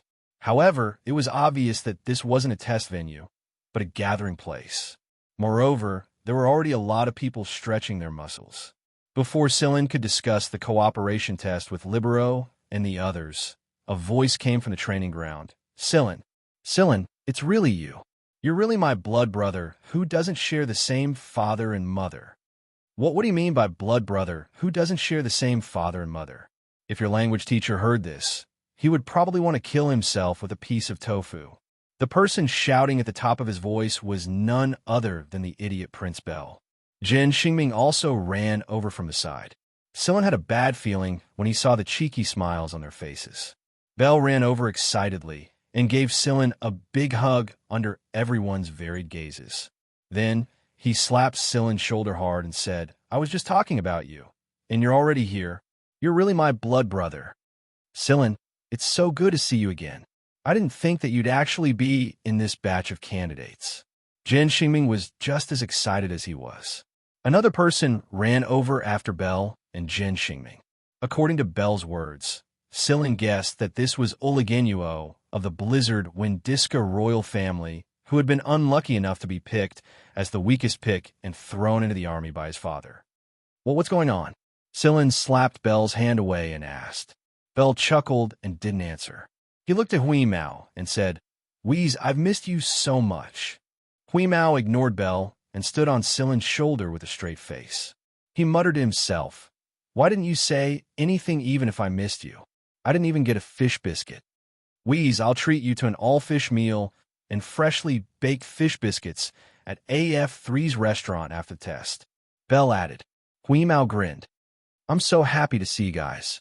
Wally and the others. Seriously? While Bell and the others were chatting with Sillin, someone on the other side of the training field started shouting, Bell, you guys actually know someone over there? That's so unfair. You guys can be jealous and jealous all you want. Go find one yourself if you can. Bell said proudly. See, I actually know someone over here. He's going to enter AF1 and AF2 in the future. I'm not just a brother of his. Why is there a kid here? Oligenuo glanced at Taida, who was standing not far behind Sillin with Libero and the others. Bell and Jin Xingming looked over when they heard Oligenuo's words. I just saw him. Taida was annoyed. You guys can't look down on my height like that. Who's this kid? Do you know him? Bell asked Sillin. Normally, there were other ways to monitor kids like this. There weren't many people who participated in the selection test with someone in their teens or 20s. Oh, his name is Taida. There's also Libero, Wally, and Ironhead next to him. The 5 of us will be sharing a room, Sillin said. Taida, why does this name sound so familiar, huh? You're that old muscle student. Bell was kicked away by Jin Xingming before he could finish. Jin Xingming turned around and smiled at Sillin and the others. Ignore him. He's been spouting nonsense lately. Chapter 243. After being kicked by Jin Xingming, Bell clearly remembered that certain topics weren't suitable to be discussed in public. That was why he only chuckled a few times after he returned to the room. However, the way he looked at Taida was a little strange. Sillin didn't know why they were acting so strangely because of Taida's identity, but it didn't look like it was a good time to talk about it. He wouldn't press the issue any further. He would find out when the time came. Bell looked at Sillin's team of 5 and asked Sillin about the previous tests. Then, he turned around and asked Oligenuo, Gaga, what do you think? Want to team up? Gaga, Libero, and the others looked at Oligenuo in unison. They didn't expect him to have such a funny nickname. In fact, most people in AF3 called him Ula, and only a few people who were close to him would call him Ganaw. For example, the relatives of Blizzard and the Vendiska royals. Apart from them, his best friends like Bell and Jin Xingming would call him Gaga, and only people like Bell and Jin Xingming could call him Gaga. If anyone else called him Oligenuo, they would definitely be shot or beaten up. It was only after Bell's explanation that Sillin and the others learned what the 4th round of the cooperative test was like. The so-called cooperative test was a test in which the people of AF3 and the candidates would work together to form a team. There were 5 to 8 people in each team. There could be no less than 5 people and no more than 8 people. Of course, the teams with the same number of people could be made up of people from AF3, or they could be made up of examinees. Both the people of AF3 and the candidates really wanted to work together. The people of AF3 hoped to borrow the strength of the candidates, and the candidates hoped to learn a lot of information from the people of AF3. After all, the cooperative test was one of the tests the students of AF3 had to take during the semester, and it took up quite a large proportion of the test. They had no choice but to pay attention to it. When Belle, Jin, Xingming, and the others first learned that they were coming here to take the test, they were filled with bitterness and thought about how to deal with it every day. Who would have thought that they would run into Silin here? For candidates like Silin and the others, this test was extremely important. After all, this was the 4th test of the 5th examination. After this test, there was only the final interview left. It wasn't easy for him to last until now, so he couldn't drop the ball. A familiar voice interrupted Belle and Silin's conversation. "Hey, you two know each other?" Hearing this voice, Huimao shrank into Silin's arms. He closed his eyes and pretended to sleep, but his ears were pricked up. It clearly remembered that Bonner had been beaten up by this girl and rolled on the ground, but he still didn't dare to throw a tantrum. Libero and the others trembled when they saw the girl walking over. What a coincidence! Bell waved his hand when he saw the newcomer. "We're already full. You can find someone else to join your party." "TSK, do you think I care?" The girl's gaze swept across Silin and the others before lingering on Huimao for 2 seconds. During these 2 seconds, Silin could clearly feel Huimao stiffen in his arms. It was only when the girl moved her gaze away that he slowly relaxed. After the girl left, Belle looked at Silin in confusion. "You know my sister? No wonder I thought she looked familiar." "She's your sister, your biological sister, isn't she?" Silin said. "Yeah, my mother thinks that my sister Kinnetsy's like this is all because of me. She's being wronged," Belle complained. Both children had grown up in completely different ways than expected. This was a sore spot in the Fire Eagle royal consort's heart. Back in the day, Kinnetsy was sweet and adorable when she was young. Of course, she was still quite pretty now. After all, she had the excellent genes of royalty. When she was young, Kinnetsy was called Sweetheart Kinnetsy. She was the sweet little princess in the hearts of the royal consort and the Fire Eagle royal family. But now the word sweetheart couldn't even begin to describe her. The animals of AF1 called her Diamond Kinnetsy in private because she was incredibly strong and often went to AF1 to pick fights with the animals. Bonner was one of them. Silin didn't comment on Belle's words. "We met your sister in the last round of the test." Jin, Xingming, and Oliginuo didn't react much to Silin's explanation since they were already used to it. "No wonder she disappeared as soon as we got here. She wanted to pick a fight again." Belle nodded. There weren't too many explanations given for the 4th round. The examinees only knew about the 4th round from the students from AF3. Because of this, some examinees were willing to team up with students from AF3. Some examinees were interested in the background of the students from AF3, while others were interested in the information that the students from AF3 had. Otherwise, who would be willing to team up with those pampered nobles? Silin's team was already full. Belle and the other 2 were telling Silin about the things he needed to pay attention to during the long test. That was why they didn't need to waste any more time looking for a team. The venue for the 4th test wasn't far away from them. It was a small garden in AF1. Of course, this garden wasn't as simple as it sounded. There were a lot of traps and dangers lurking in the garden, and the students from previous batches wouldn't just watch and play like they did during the 3rd test. They would fight for real, which was why the students of AF3 were so eager to team up with the candidates. Although these nobles were usually arrogant and domineering, they knew their place. After all, it was very difficult for them to sneak past the students of AF1 and AF2 on their own. Suddenly, a whistling sound came from the sky above. A pair of giant wings flapped, stirring up a gust of wind and stirring up the sand and dust on the ground.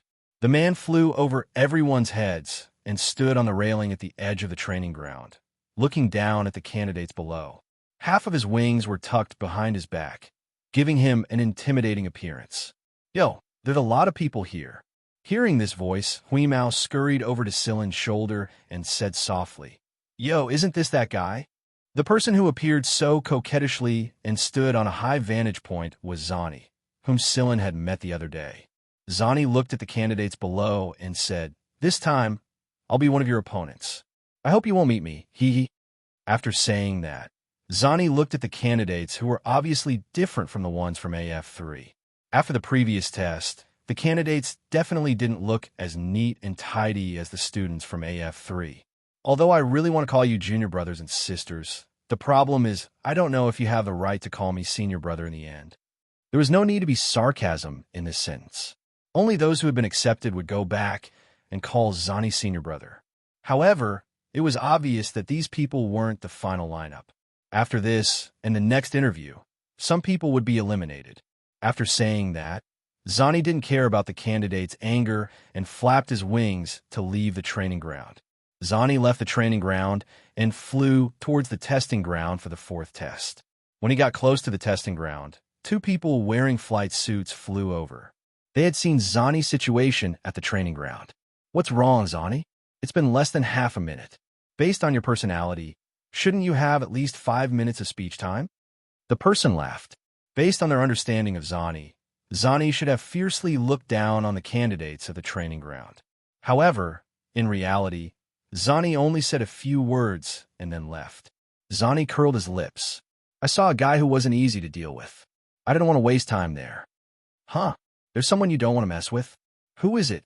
Before Zani could reply, a few other former students like Zani and the others came over. They didn't have wings, nor were they wearing flight suits. Their jumping ability was indeed very strong. They could jump very far from a small tree, and the sound they made was very soft, like the sound of sand being blown up by the wind. After hearing what Zani and the others said, he said, Did you guys see the kid who got the K? The kid who got the K? Yeah, he's the guy who got the Purgatory Thunder Snake K in the shooting ground during the selection test. Purgatory Thunder Snake K. Zani's tone had changed. He had just returned from mission, and he hadn't watched the first few tests at all. How could he not be surprised when he heard this? That was the Purgatory Thunder Snake K they were talking about. Only Guanfeng would give away a Purgatory Thunder Snake K. You guys don't know? Then who are you talking about? Zani thought for a moment before pulling up an image stored on his communicator. Is it him? The image Zani pulled up was none other than Silen. Yes, it's him. He went into the shooting ground with a crate and got 50 out of 5 shots. I knew it. Zani flapped his wings. I'll be leaving first. Take your time. After saying goodbye to the others, Zani flew in a certain direction. Not long after, he saw Goryo playing a game on a tree branch. Hey, I just met your future junior brother. Goryo didn't even look up from his game.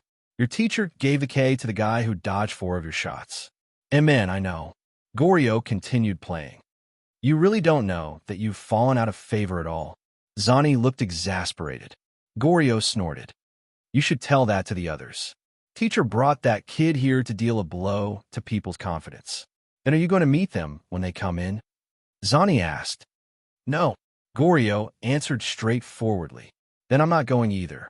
If his aim is accurate, then I'll be in trouble. If his aim isn't accurate, then I'll be in trouble too. After all, the Purgatory Thunder Snake's accidental damage rate is way too high. There was no way he was going to do something as unrewarding as this. While Zani and Goryo were talking, the students and examinees of AF3 had entered the testing area in small groups. Since it was called AF1's Little Garden, there were plenty of flowers and trees, but there were also plenty of poisonous creatures. The most interesting thing about this place was that most of the species here had been taught in AF3 before. If the students had paid attention to their lectures, they would have a much easier time here, or at least they would have a better understanding of the subject. But the problem was how many students from AF3 like Bell, who had come here to participate in the semester examinations, were actually paying attention to their lectures. It was already good enough that they didn't skip class. That was why the AF3 students beat their chests and stomped their feet in frustration when they saw some of the familiar yet inexplicable species. Why didn't they pay attention to this class back then? No wonder the instructor was laughing like a thief after class. Belle, Jin, Xingming, and the others felt the same way. I feel like I'm being tricked by the botany instructor, Belle said. I've only been to his class less than 3 times. There are a lot of species that I don't recognize. Jin Xingming stared at the little white flowers in front of him. He remembered the old botany instructor saying that they were poisonous, but he didn't know if it was the flowers, the leaves, or the roots. Either way, they're poisonous. Oliganuo decisively avoided the little white flowers. Libero and the others were a little speechless. These children from AF3 really didn't know how to cherish their time. Many people wanted to enter the affiliated schools, but these people who were in the affiliated schools were busy skipping classes. It was really infuriating to compare oneself with others. Huimao didn't follow Silin here. Pets weren't allowed in this exam, so Huimao went to make friends with his new friends. Silin looked at the little white flowers and sniffed them. Then, he used a knife to cut open the stems and leaves. Looking at the sticky, transparent liquid that flowed out, he said, "This liquid is poisonous. It's a neurotoxin, but it won't kill you. At most, it'll knock you out." Silin collected some of this liquid. Belle and the others thought of something and collected some as well. That way, they would have some tricks up their sleeves if they ran into any enemies. What's that sound? Wally pricked his ears. It sounds like a child crying, Titus said. That's a man-eating salamander. It's pretty dangerous, but there's a water source over there. Belle knew about this. They had all taken that zoology class. Man-eating salamanders were amphibians. They had a flat front body and a flat tail. There were obvious skin folds on both sides of their bodies. Their bodies were smooth and scaleless, but they were covered in all kinds of stripes and mucus. Their teeth were sharp and dense. They didn't chew on their prey, but swallowed a whole. They could easily swallow an adult. There was indeed a stream over there. Silin and the others just stood and looked at it from afar. There were grayish-brown creatures about 5 meters long lying on the sides of the stream and some protruding rocks. They were all screaming, and when they screamed, they revealed their fine, sharp teeth. "Let's go. Don't provoke these violent guys," Belle said. Not long after Silin's group left the stream belt, Silin suddenly stopped in his tracks and looked towards a certain direction. After Silin stopped in his tracks, the rest of them also reacted swiftly and took defensive stances. However, when they saw who was slowly walking towards them, Belle and the others immediately hid behind Silin. Jin Xingming was the fastest of them all. Silin looked at the person slowly walking towards them. Everyone could guess who he was. After all, this person looked quite similar to Jin Xingming, but he definitely wasn't a candidate or a student of AF3. Chapter 244. Another member of the Jin family? That person approached from afar, showing no signs of stopping. Celine did not move either. Just like that, she watched as he got closer and closer. Suddenly, Celine's pupil shrank. She tilted her head slightly to look at a large tree beside that person. The next moment, a woman appeared on the trunk of the large tree. The woman's hair was cropped to her ears, and her eyes were sharp despite the smile on her face. A single glance from her was enough to make a person feel an invisible pressure. There was a tiger's tooth blade stuck in her leather ankle boot. Needless to say, everyone knew that this woman wasn't easy to deal with. The sound she made when she landed on the tree was no different from a leaf falling on a tree trunk. If Libero hadn't seen her appear on the tree with his own eyes, he wouldn't have been able to detect her presence with his ears alone. Just like that, the woman crossed her arms and stared at Silin's group with a hint of a smile in the corner of her eyes. It was obvious that she was one of the former students. "Xingyao, no wonder you're running this way. Your younger brother is here," the woman said as she glanced at Jin Xingming, who was standing behind Silin. Jin Xingyao didn't say anything. He shot a glance at Silin, who was hiding behind Silin, before shifting his attention back to Jin Xingming. Belle poked his head out from behind Silin and said to Jin Xingyao, "Hey, second brother Jin, can't you be merciful and pretend that you didn't see us?" Jin Xingming remained silent. He knew his brother's personality all too well. There was no way he would let them go after running into them. They could only fight. Belle looked at the woman standing on the tree with a pitiful expression after Jin Xingyao ignored him. "Sister Sula, please have mercy." Sula stomped her foot lightly on the ground, and the tiger's fong blade that was stuck in her short boot flew into the air. She gripped the blade tightly and looked at Belle with a smile. "I'm sorry, Your Highness Belle, but I can't break the rules either. If I do, my pay will be deducted. You know that the fixed allowance we students receive isn't even enough to buy you a car door. If I lose it again, I'll have to resort to robbery." Belle, Jin Xingming, and Ulagacha retreated at the same time, knowing that this battle was unavoidable. Jin Xingming grabbed Taida by the collar and pulled him back, leaving the battlefield to Sillin, Libero, Ironhead, and Wally. Wally glanced at Sillin and the others who were still standing where they were, then turned around to look at Jin Xingming and the others who had retreated to hide behind a tree not far away. Then he ran towards them as well. "Aren't you going to fight?" Jin Xingming and the other two were astonished. Normally speaking, weren't the participants of the 5th grade exam pretty enthusiastic? Wally shook his head and squeezed Belle a little deeper into the crowd. "Please leave some space for me." Now only Sillin, Libero, and Ironhead were left on the other side. Suddenly remembering something, Jin Xingming mustered his courage and poked Sillin again. He whispered, "Don't use those two things unless it's absolutely necessary." Then, Jin Xingming slipped back behind the tree like his, but was on fire, and watched the battle unfold with Belle and the others. The two things Jin Xingming was referring to were the Purgatory Thunder Snake K and the blade. Jin Xingming was his older brother after all, and he believed in Sillin's abilities. That was why he knew very well just how destructive those two things in Sillin's possession could be. In fact, Sillin wouldn't have thought of using those two things even if Jin Xingming hadn't mentioned it. He had been looking forward to fighting against a member of the Jin family for a long time now. Sula twirled the tiger fong blade in her hand and ran towards Libero and Ironhead in a whoosh. Before participating in the test, Libero knew that they had no chance of winning against these former students if they kept fighting like this. Therefore, some sharp spikes started growing out of Libero's body before Sula jumped over. Then, some dark-colored hard material quickly appeared on the surface of his body, and 3 rows of bone plates popped out of his back. The tips of the bone plates were as sharp as blades.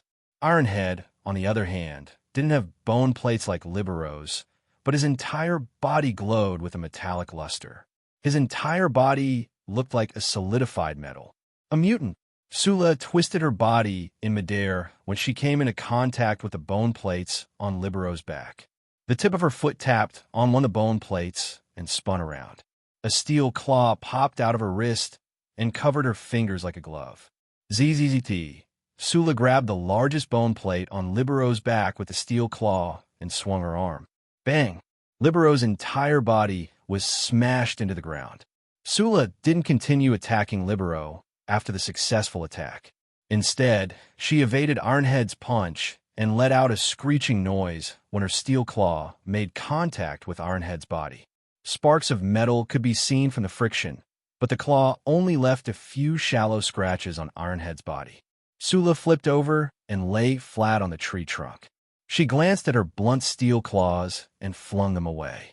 Her claws had been damaged to a certain extent when she grabbed on the bone plate on Libero's back, and the wear and tear on her iron head meant that she couldn't use them anymore. It must have taken a lot of effort for these 2 half-mutants to make it this far. Sula smiled and continued to charge at Ironhead. On the other side, Sillin and Jin Xingyao had also begun fighting. The Jin family liked to use their palms when they fought alone. This was the conclusion Sillin had learned from Jinya, punching the skin and hitting the insides with their palms. Only when palm techniques were used to a certain degree would they have the power to damage the insides. Sillin had learned a bit about the destructive power of palm strikes from Jinya, but Jinya's body wasn't in good shape at the time. Moreover, Jinya had taught Sillin some modified techniques that were used to nourish one's body. Sillin wouldn't lose to Jin Xingyao in terms of speed. That was why Jin Xingyao didn't find a suitable opportunity to attack during the first exchange. However, it wasn't to say that Jin Xingyao didn't have the speed to do so. When Jin Xingyao increased his speed, Silin assumed a defensive stance because he knew that Jin Xingyao's counterattack was coming. Triple stack palm. The continuous palm shadows overlapped each other, and each palm was stronger than the last. It looked very imposing, but Celine knew that the threefold palm was not a killing move. Instead, it was part of a killing move, and its purpose was not to kill. Jinya had demonstrated the killer move before, and although it wasn't complete since he couldn't execute it in his current condition at the time, Silin had learned a thing or two from the explanation. Therefore, he had a way to deal with Jin Xingyao's triple fold palms. The one that could counter the triple stack palm was water-severing draw. There was no blade, and there was no need for a blade. Silin shook his arms, and as his arms moved, the airflow around him also began to become unstable. Two strong convection movements caused by his arms swiftly formed a strong airflow vortex that rotated at high speed. Like a sharp blade that appeared out of nowhere, it charged upwards diagonally and forcefully cut through the 3 layers of hand shadows. Water-severing draw couldn't counter a killer move, but the triple stack palm that was a part of a killer move wasn't impossible to counter. Silin rarely used these techniques back when he was in a hunter regiment. Back then, he was a hunter, and all he used in battle were killer moves. They weren't complicated or flashy, but they were all killer moves that could kill in one hit. However, Silin wanted to give it a try since he ran into someone from the Jin family. It had been a long time since he last used water-severing draw, but it still felt so familiar to him now that it was almost an instinct. When the triple stack palm was formed, water-severing draw had appeared in Silin's mind on its own. Jin Xingyao paused for a moment after withdrawing his palm because of water-severing draw. He looked at Silin with a slightly strange and doubtful gaze, but he didn't pause for long before he launched the next round of attacks. Hiding behind a tree and watching the battle, Bell nudged Jin Xingming with his elbow and whispered, "Don't you think that Silin is a little too calm? It's like he can predict what move he's going to make next. He also seems to know which ones are killer moves and which ones aren't. I don't know what kind of moves the Jin family uses, but I have a feeling that Silin is very familiar with them. Otherwise, your brother should be able to find a way to attack, even if he doesn't intend to use a killer move." Jin Xingming frowned and didn't answer Bell's question. His thoughts drifted back to the battle on the rooftop of the bar that day. When Silin pulled out his blade to block Goryo's bullet, Jin Xingming had caught a brief glimpse of it. Although it was only for a brief moment, Silin's movements when he pulled out the blade were somewhat similar to water-severing draw. This was one of the reasons why Jin Xingming suddenly felt a sense of familiarity. Why was it one of the reasons? Because there was another sense of familiarity that Jin Xingming hadn't found yet. "Xingming, do you think Silin might be the illegitimate child of someone in your family?" Oleganuo asked while rubbing his chin.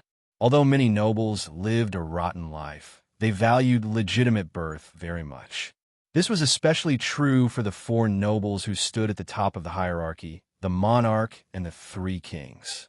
Only those with legitimate birth would be recognized. Those with illegitimate birth would most likely be killed, and those nobles who had an illegitimate birth would be severely punished. Therefore, even if Jin Xingming liked to pick up girls, there were some things that he had to be extra careful about.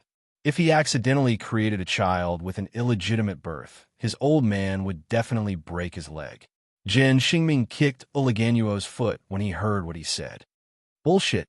Everyone with legitimate birth in the Fuji Jin family and Upper Tree has proof, and those with illegitimate birth will be killed. If Silin really was the illegitimate child of someone in the Jin family, then Silin would be killed by the upper echelons of the Fuji royal family." This was something that Jin Xingming and the others didn't want to see, so no one brought up the topic again. However, Jin Xingming couldn't help but think that way even if they didn't bring it up. While Jin Xingming was in a dilemma, Jin Xingyao's surroundings began to change. The distorted air currents refracted light, and Jin Xingyao's figure turned blurry for a time. Many parts of his body appeared, and it was impossible to tell where Jin Xingyao actually stood. Blinded by a single leaf, Silin wasn't in a hurry to act. Instead, he stood where he was and waited quietly with his hands hanging by his sides. Suddenly, Silin made his move. The moment Silin decided to act, a palm broke through the distorted light and slapped at Silen's side. Silin had no doubt that his internal organs would be severely injured if he was hit by this palm. It was still a reflexive movement. The disturbed arm drew an arc in the air, shook violently, and sent out a palm strike that was 70 to 80% similar to the one that broke through the light. The thread in Jin Xingming's brain snapped when he saw this. Impossible. If he wasn't a member of the Jin family, if he wasn't a core member of the Jin family, there was no way he would know this move. Even if it was only 70 to 80% similar, but Bell exchanged a glance with Uliganuo when he saw Jin Xingming's clenched fists. They sandwiched Jin Xingming in the middle to prevent him from doing something bad on impulse. After a loud boom, Silin and Jin Xingyao both retreated. Neither side seemed to be hurt, but 2 seconds later, the sleeves of their arms that had clashed with each other turned to dust. Coincidentally, Silin was using his left arm, and the glove on his hand had turned to dust because of the palm strike. A curly green pattern in the shape of a leaf stuck tightly to the knuckle of Silin's left thumb.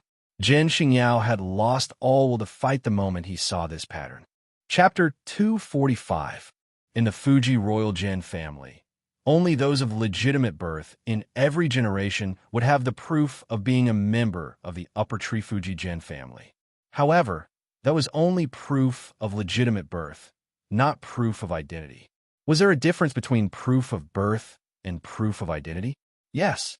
Perhaps there was no difference between the two for a normal person, but there was a huge difference for a royal family like the Jin family. There were a lot of people in the Jin family who had proof of legitimate birth. In Jin Xingming's generation, there were a few cousins who had proof of legitimate birth other than himself and his siblings. But proof of identity was a different story. The Jin family's proof of identity wasn't something any ordinary person could get their hands on. Take Jin Xingming's generation, for example. Only Jin Xingming, Jin Xingyao, and a few other blood-related brothers had the special proof of identity because their father was the current King Fuji, so they had a special proof of identity that was different from the rest of the Jin family. For example, there was a leaf pattern on Jin Xingyao's wrist that looked like a bracelet. Of course, if the next King Fuji wasn't chosen from one of them, then the final King Fuji would have the same proof of identity. However, the Jin family was different from the Fire Eagle royal family. Most of the time, the Jin family's heir to the throne was passed down from the previous King Fuji to his own son. Therefore, the bloodline was more concentrated. However, what shocked Jin Xingyao the most was why Silin had a proof of identity that belonged to the Jin family. Moreover, it definitely didn't belong to their generation. In their generation, proof of identity wasn't attached to their fingers, but to their wrists or arms. Jin Xingyao didn't doubt the authenticity of the leaf pattern on Silin's finger at all. His attention wasn't on Silin's finger just now. But the moment the glove on Silin's hand turned to dust, a sense of familiarity and an inexplicable attraction suddenly forced Jin Xingyao's attention. That was why Jin Xingyao's original intention to cause trouble for Jin Xingming and the others vanished completely. What could possibly be more important than the Jin family? However, Jin Xingyao wondered which generation the proof of identity on his finger belonged to. His father's generation seemed to have a badge attached to his chest. As for his grandfather's generation, Jin Xingyao's pupils contracted and his heart pounded. It was just a blurry memory, and he wasn't sure, but it seemed like his grandfather's generation was one of those people. The more Jin Xingyao thought about it, the more he felt that something was wrong. The more he thought about it, the more he wanted to ask his grandfather about it. After all, they didn't know much about the matters of their grandfather's generation. However, if they were to suddenly ask about it, who knew how big of a wave the Jin family would cause? Just as Jin Xingyao let go of his offensive instincts and his expression flickered with a myriad of thoughts, Jin Xingming and the others grew impatient. Due to the angle, Jin Xingming and the others didn't see the leaf pattern on Silin's finger. Silin put his hand back into his pocket after the leaf pattern appeared. Silin had been planning to reveal the leaf curl pattern to the public since the beginning. He had planned to start with Jin Xingming, but he never found a good opportunity to do so. Moreover, Jin Xingming didn't look very reliable, and there was no telling what would happen if he learned about it. Therefore, Silin decided to reveal the information to Jin Xingyao the moment he ran into him. As expected, Jin Xingyao was a lot calmer than Jin Xingming. He didn't make a fuss after seeing the leaf pattern on Silin's finger. Instead, he was thinking about the best way to deal with the situation and prioritize the bigger picture. Jin Xingming was about to speak when he saw that the other side had stopped, but Jin Xingyao shot him a look. They were blood brothers after all, and some things didn't need to be said out loud. A look was enough to understand what the other was trying to convey. After receiving the hint from Jin Xingyao's eyes, Jin Xingming's plan to interrogate Silin and clarify the doubts in his heart was put on hold. He knew that Jin Xingyao must have discovered more clues. When it came to proper business, Jin Xingming himself knew that it was better to listen to his brother Jin Xingyao. Since Jin Xingyao wasn't planning to continue, Sula, who had just decided to incapacitate Libero and Ironhead, stopped attacking as well. She tossed Ironhead away and didn't attack again. It took a long time for Ironhead to return in a daze. Libero, who had been smashed into the ground again and again before the bone plate on his back could do much, slowly came back to his senses. He shook his head a few times to clear his mind. I hope you won't tell anyone about some things before I figure them out. Jin Xingyao's words were thick with warning, and he left quickly after that. The task of supervising Silin had been passed to Jin Xingming. Sula shot Silin a puzzled look, but she didn't ask. After all, even if there was a problem, it was the Fuji royal family's problem. She wasn't stupid enough to get involved. She flicked her finger lightly and put the tiger tooth blade back in her boot. Then, she left behind a meaningful smile and left. It took Libero and Ironhead a long time to regain their consciousness after the duo had left. Fuck, that woman is too strong. She's so strong alone, Libero said, while rubbing the wounds on his body after he had returned to his normal state. Silin nodded in agreement. Of course she was strong.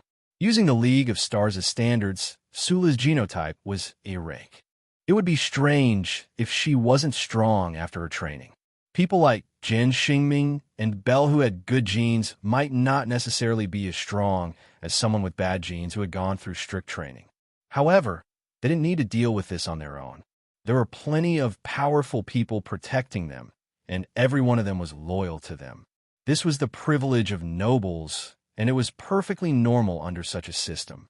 Silin had seen Libero and Ironhead before.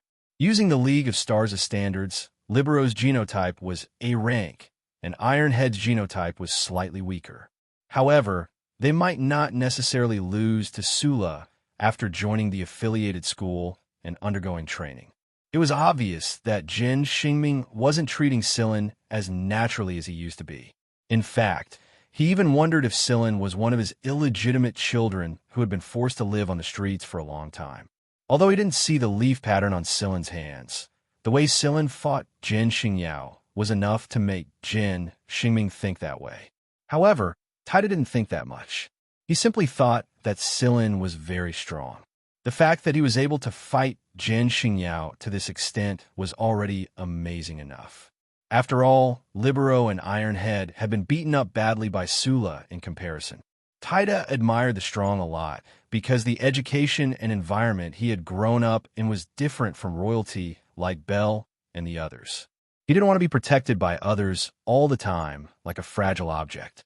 That was why he quickly agreed to participate in the affiliated school selection test when his father mentioned it. Taida followed behind Silin and asked Silin about his usual training techniques.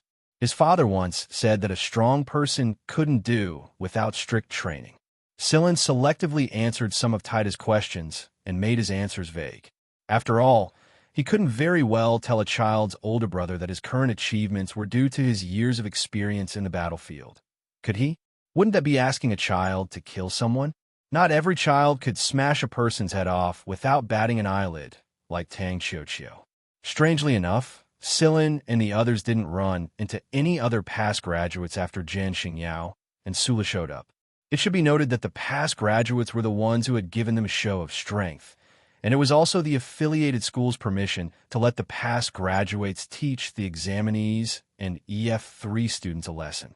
The past graduates were more than happy to do so. They could transfer the anger they usually receive from their instructors to these people and let them experience the pain they had become numb to. However, the current situation was that Scylla and the others didn't run into any past graduates for a long time.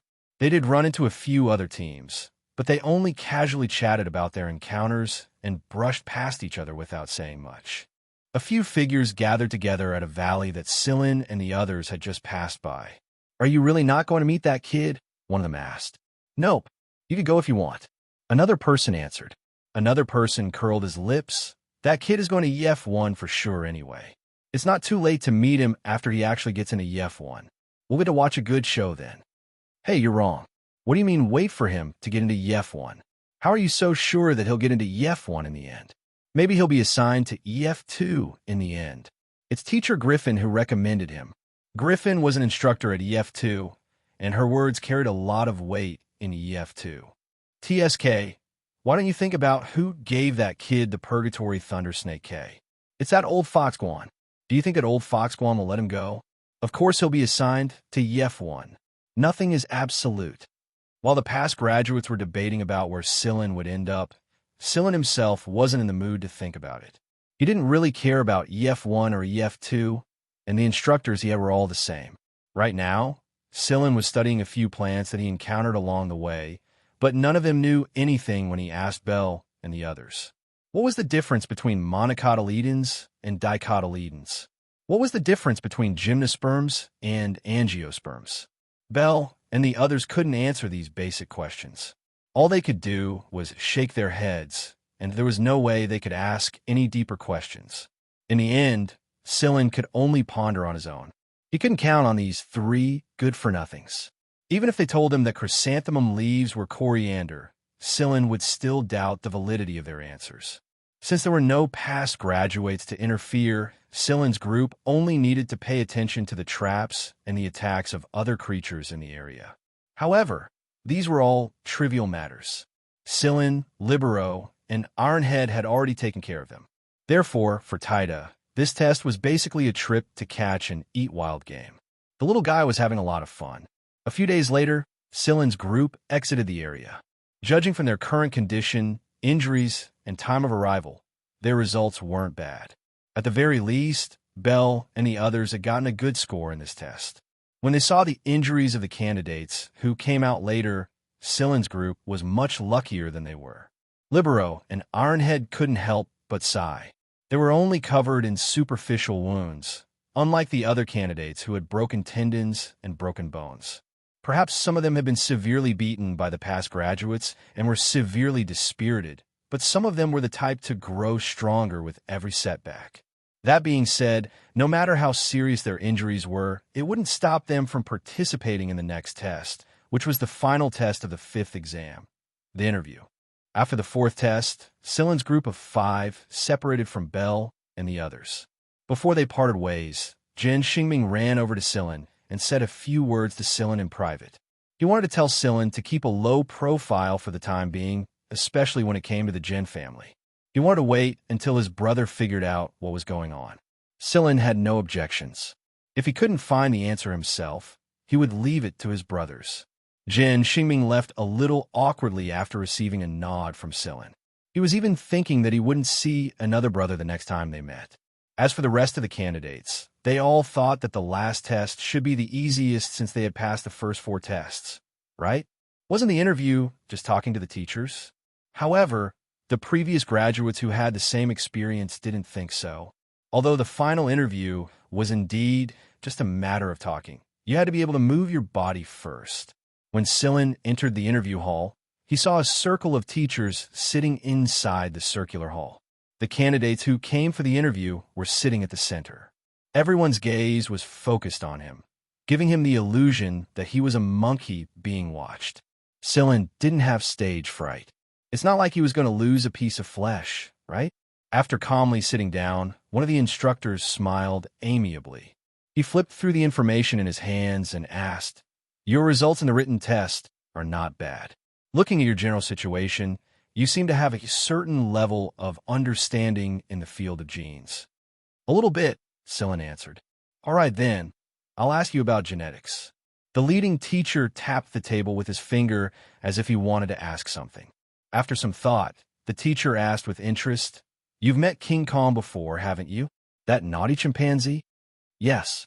"All right then.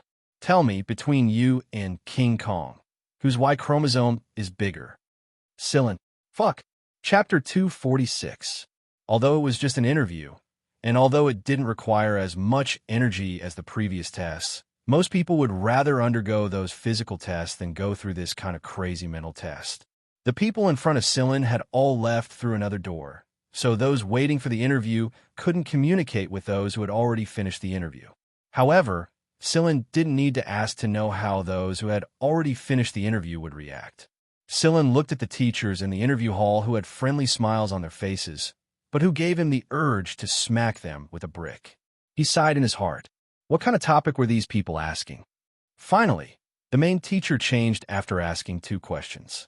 Next to him, an old scholar with a RAS badge flipped through the information and said to Silent, "I've seen your written test answers.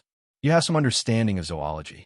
So let me ask you, if you were a selenarate, like a sea anemone, and if you were a sea anemone, what kind of partner would you find?" Silent, why did he have to use a sea anemone, a primitive and simple animal that only had a mouth but no anus, ate and excreted through the same mouth, and didn't even have the most basic brain as an example? What kind of partner would he find? If one didn't know how to answer, the best way to do so was to ask directly. "May I ask if the sea anemone you're talking about is a hermaphrodite or a dioecious type?" Silent looked at the old scholar. "Does a sea anemone need to find a partner?" The old scholar smiled kindly. "Does a sea anemone have the ability to find partner?" "No." "Have you studied it before?" 5 minutes later, the old scholar finally let go of Silent and put down the information with a smile. He picked up the glass of water next to him and began to drink tea slowly. The next person to ask the question was a gentle middle-aged man, but Silent wouldn't classify him as a perverted teacher just because of his appearance. "Don't be nervous. I won't ask those disgusting questions," the gentle middle-aged man said. Silent curled his lips in his heart. "As if I believe you." The middle-aged man opened a holographic screen. There was a paragraph of text on it. This is a paragraph from AF1's Student Code of Conduct. It's not very long, only about 1,000 words. The content is also very simple, so my request is for you to read this paragraph in 2 languages. Silent looked at the words on the holographic screen and thought to himself, sure enough, none of these tutors are easy to deal with, because although the words on the holographic screen were not long, the problem was that the order was reversed. It was much more difficult to read a passage backwards than to follow it. The simpler the vocabulary and the more common the language, the easier it was to mispronounce it. This was because your brain had a habit of thinking. When you understood the meaning, you would reflexively read the word out loud instead of reading it backwards. And in 2 languages, as expected, he was deliberately making things difficult for others. Silent thought for a moment before reading the words on the light screen again. First, he used the dialect of Old Man Chang's planet to read the words out loud.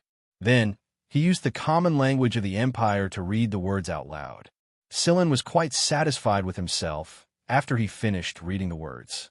He didn't pause too mechanically, and he didn't make any mistakes. Not bad. The middle-aged man nodded and turned off the holographic screen. With a harmless expression, he said, "Then, please recite what you just said. Don't be nervous, just recite as much as you can." Fortunately, Silent had a good memory. Coupled with the fact that he had practiced reverse thinking when he was assembling parts, it did not take much effort for him to answer the middle-aged man's question. After Silent recited the passage fluently, the middle-aged man nodded and gestured for the next tutor to ask the question. He then buried his head in writing. After the middle-aged man, there was a fashionably dressed woman with an intellectual aura. She did not look like she was going through menopause, but since she was sitting here, Silent was sure that this woman was more difficult to deal with than the menopausal women he had met before. The female tutor did not smile.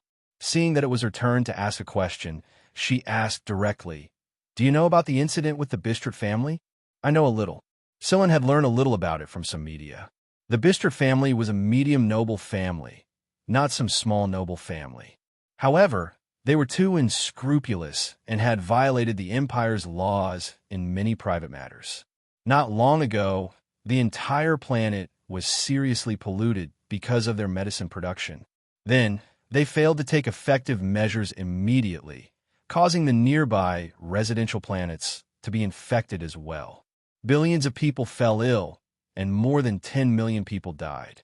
This incident was the fuse that led to the Bistrit family's downfall. After the pollution incident, the other families who disliked the Bistrit family or were enemies of the Bistrit family joined forces and appealed to the Mist Bodhisattva royal family. After a lot of effort on the Three Kings' side, the Mist Bodhisattva Emperor finally announced that the Bistrit family's noble title would be revoked. Many people applauded and cheered. Very well. Please tell us your thoughts on this matter. Sillen let out a sigh of relief when he heard the female tutor's question. This kind of question was easier to answer. After all, a lot of media outlets had reported about the incident, so Sillen gave a brief explanation based on the information they had obtained. However, he didn't go into too much detail about his own opinion. It was because he had only learned about the incident from media. The media's opinion would guide the public's opinion, and no one knew what was really going on behind the scenes. What you see may not be the truth, and what you hear may not be the truth. However, if you really want to give a subjective opinion, you can't say anything without investigating the matter yourself. Therefore, the above is limited to. Sillen gave a brief explanation. He didn't think that the female tutor wanted to hear a long speech from him, nor did she want to hear Sillen criticize the filthy nobles. Therefore, after Sillen's brief explanation, the female tutor looked quite satisfied. However, this wasn't her only question. She asked another one. More than 10 days ago, an alien riot occurred on a planet in the 22nd star region of the Empire. However, not long after, a rare large-scale natural disaster occurred on that planet. Some people said that this was God's punishment for the rioting aliens. What do you think? What a sensitive topic. This was to test Sillen's opinion on the aliens. These questions weren't only the female tutors, but also the questions asked by the previous few tutors. Not only did they test Sillen's understanding of certain aspects, but they also tested Sillen's character as a person. The fifth exam of the AF5 tested the physical, psychological, and physical defects of the candidates. The physical and psychological defects of the candidates had already been tested, and the psychological defects of the candidates had also been observed in the previous tests. In the last interview, they would test again to see if this person was extreme, racist, or crazy. After all, there was only a thin line between a genius and a lunatic. After answering the female tutor's question, the other tutors asked their own questions as well.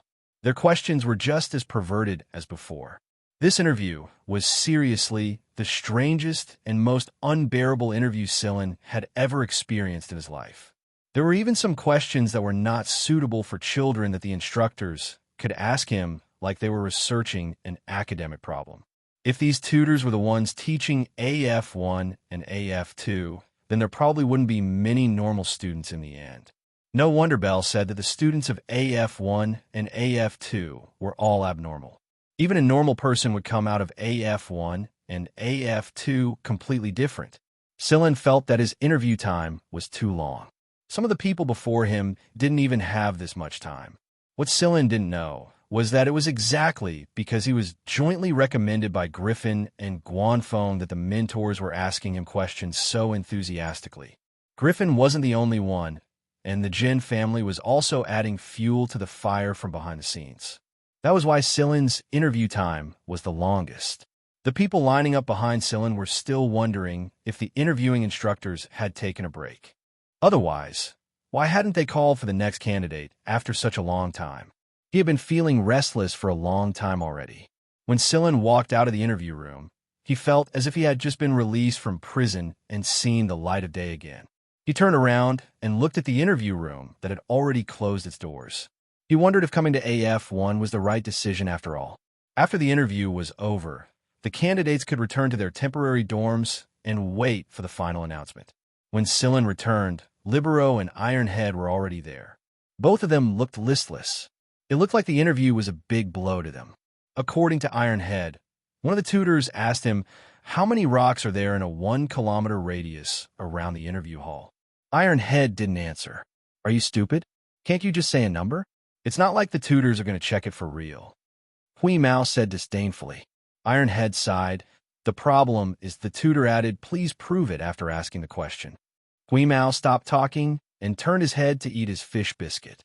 Although Ironhead was depressed when the interview ended, he felt much better knowing that everyone's situation was similar. The results of AF1's 5th test came out soon. Those who were accepted would be given a communicator.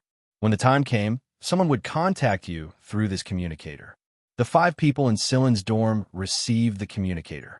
Ironhead and Libero were quite excited, while Taida and Wally were much calmer. However, as soon as Taida received the communicator, he was taken away by the old servant who had brought him here. Wally was also called away by a communicator on the same day and never returned. The next day, someone came to pack Wally's things. They said they were Wally's senior brothers. What do they mean by senior brothers? Most of the candidates who were accepted would be assigned to a mentor based on the results of the 5 tests, and the former students under that mentor would have a close relationship with the new candidates. As for the former students under other mentors, although they would also address each other as senior brothers and senior sisters, there was no close relationship. This was the difference. Not long after Wally left, Silen's communicator also received a call. Are you in the temporary dorm? The image that popped up on the communicator showed Guan Feng's face. He still looked as harmless and serious as ever. Yes, Silen answered. All right, pack your things. Your senior brother will come and pick you up later.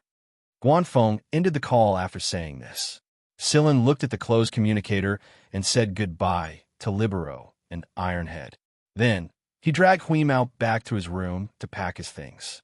Hui Mao leaned against the cabinet and watched Silen pack his things lazily. From time to time, he would give some instructions. Hey, there's also the spoils of war I got from Dar. Silen took out a crocodile skin from under the bed and tossed it into the bag. There's also a rhinoceros horn inside. I bit it off, Hui Mao said while pointing under the bed. Silen threw the bag away, twisted Hui Mao off the cabinet, and shoved it under the bed. Clean it yourself. Hui Mao had piled some junk under the bed. There were also some carcasses of insects he had played to death but didn't eat. Throw them out if you can't eat them in the future. Don't pile them under the bed and let them mold. These insects aren't moldy, I asked them, Hui Mao said while wagging his tail under the bed. The them Hui Mao was referring to as King Kong, Bonner, and the other animals. I don't care. If you keep piling insects under the bed, I'll throw you out with these insects. Fine.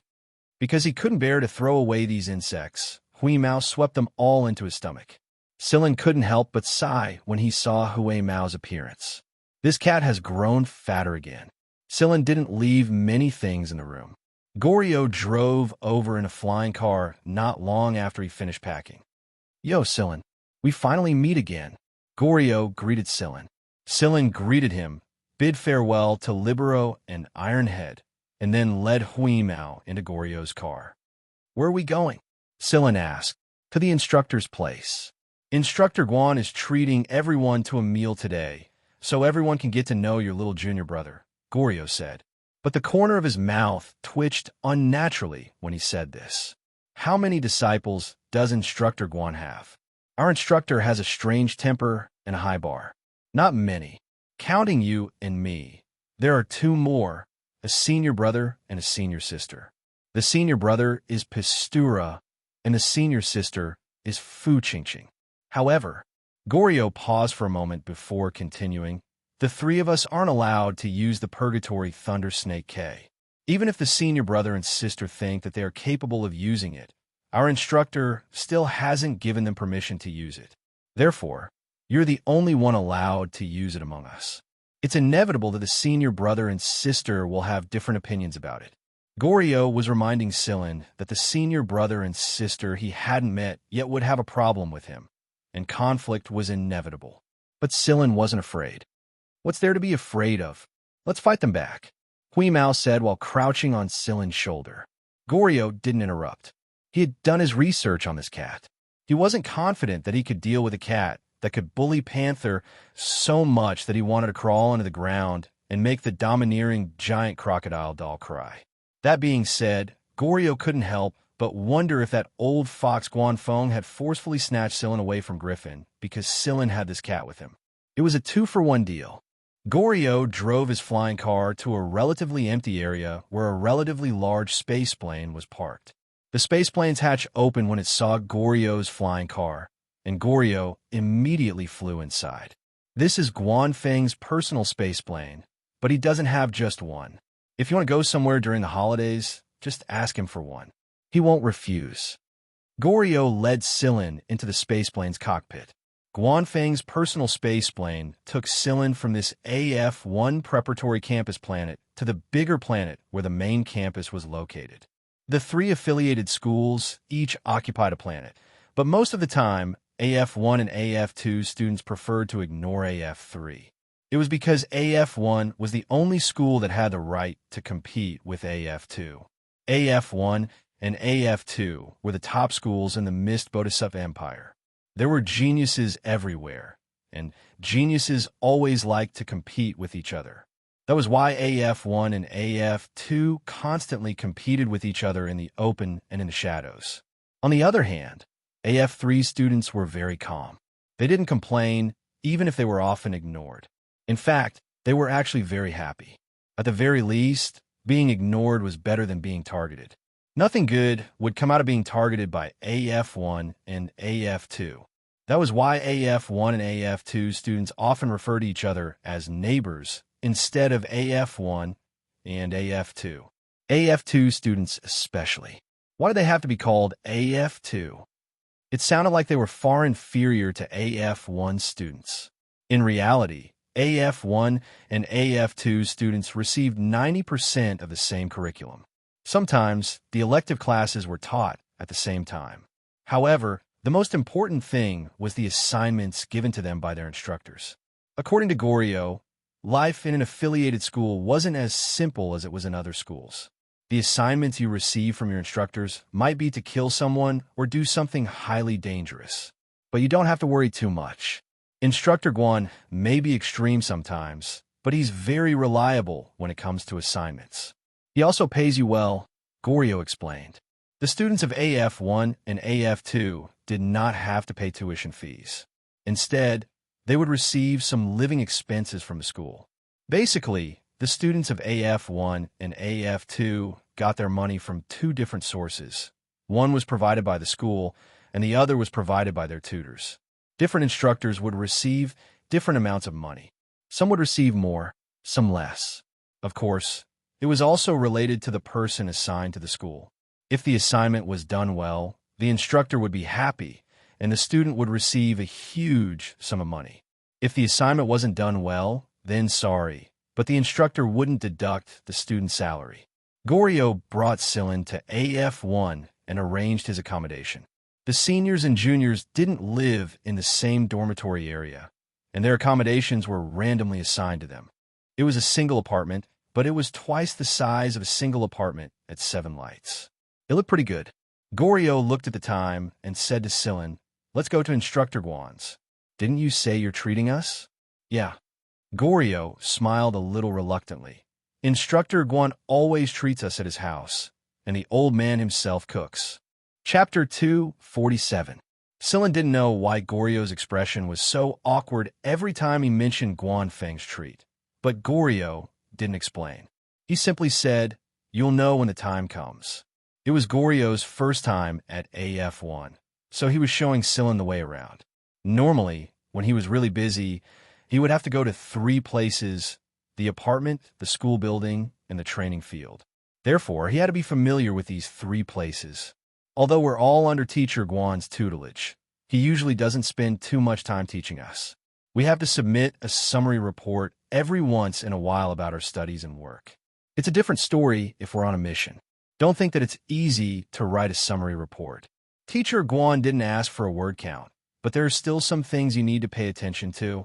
On the way to Guanfeng's residence, Goryo explained to Silin about his daily work and Guanfeng's requirements. The biggest difference between this place and 7 Lights was the freedom and standards. At AF-1, The instructors wouldn't spend a lot of time teaching you what to do and what not to do. They only taught you skills, and it was up to you how much you could learn from them. The courses they chose were all taught by the people of the Royal Academy of Sciences, and the only thing that mattered was the different requirements and standards of the instructors. Everyone in the Mist Bodhisattva Empire knew that Guanfeng's standards were very high. But compared to Guanfeng's high standards, Guanfeng treated his disciples pretty well. If they needed flying cars, aircrafts, and so on, they could ask Guanfeng to pick them up directly. It would be a waste not to use them. Guanfeng wasn't stingy when it came to paying his students either. His salary was among the top 5 in both AF1 and AF2. Therefore, he didn't have to worry about his daily expenses even if he wasn't on a mission. In fact, Guanfeng didn't really control his students too much. To put it bluntly, even if his students committed murder or arson, they were fine as long as they met Guanfeng's requirements. For example, Guanfeng's minimum training target was 99%. As long as they could reach this target, Guanfeng wouldn't have any objections even if they committed murder or arson. This was also the reason why Guanfeng was so mysterious. Before Silin, the students under Guanfeng's tutelage who hadn't officially graduated from AF1 were his senior brother Pastura and senior sister Fu Qingqing. They belonged to the 2 main armies of the empire, and Goryeo belonged to the wing of the 2 armies. However, Guanfeng didn't care if the 3 of them had a conflict in private. Guanfeng wouldn't care even if Silin joined the rebel army in the future. Teachers like Guanfeng had their own residential area outside the 3 affiliated schools. Goryeo brought Silin to Guanfeng's residence.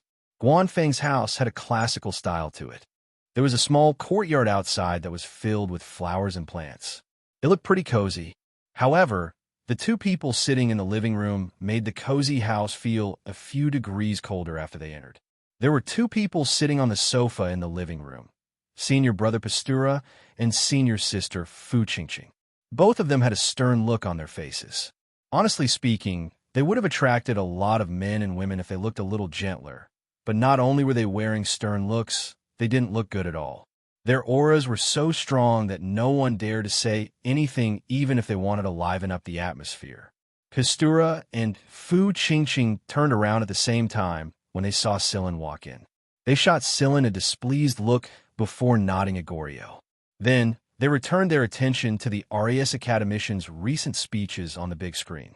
Goryeo was obviously used to this kind of situation. He motioned for Silin not to worry and went to the kitchen to check on the situation. Goryeo returned just as Silin sat down. "I just reported to Teacher Guan. He's cooking right now." And so, all 4 of Guanfeng's students sat on the long, big sofa in the living room and watched the academician's speech.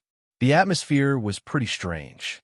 Silin felt that Pastura and Fu Qingqing were obviously hostile towards him. Or more accurately, it was resentment. Was it really like Goryeo said? Guanfeng was the only one who allowed Silin to use the PTSK. Pastura and Fu Qingqing weren't the only ones who looked like Goryeo's mouth had stiffened after he came in. Silin didn't say anything when he saw that none of them were planning to say anything. He simply watched the speech with them. Hui Mao obediently squatted on the sofa to show his politeness. No one objected when he jumped onto the sofa. 5 minutes later, Hui Mao was itching all over his body. His gaze subconsciously drifted towards the big fish tank on the other side of the living room. The fish in there are so fat. Hui Mao's paws itched when he saw how much they were swimming.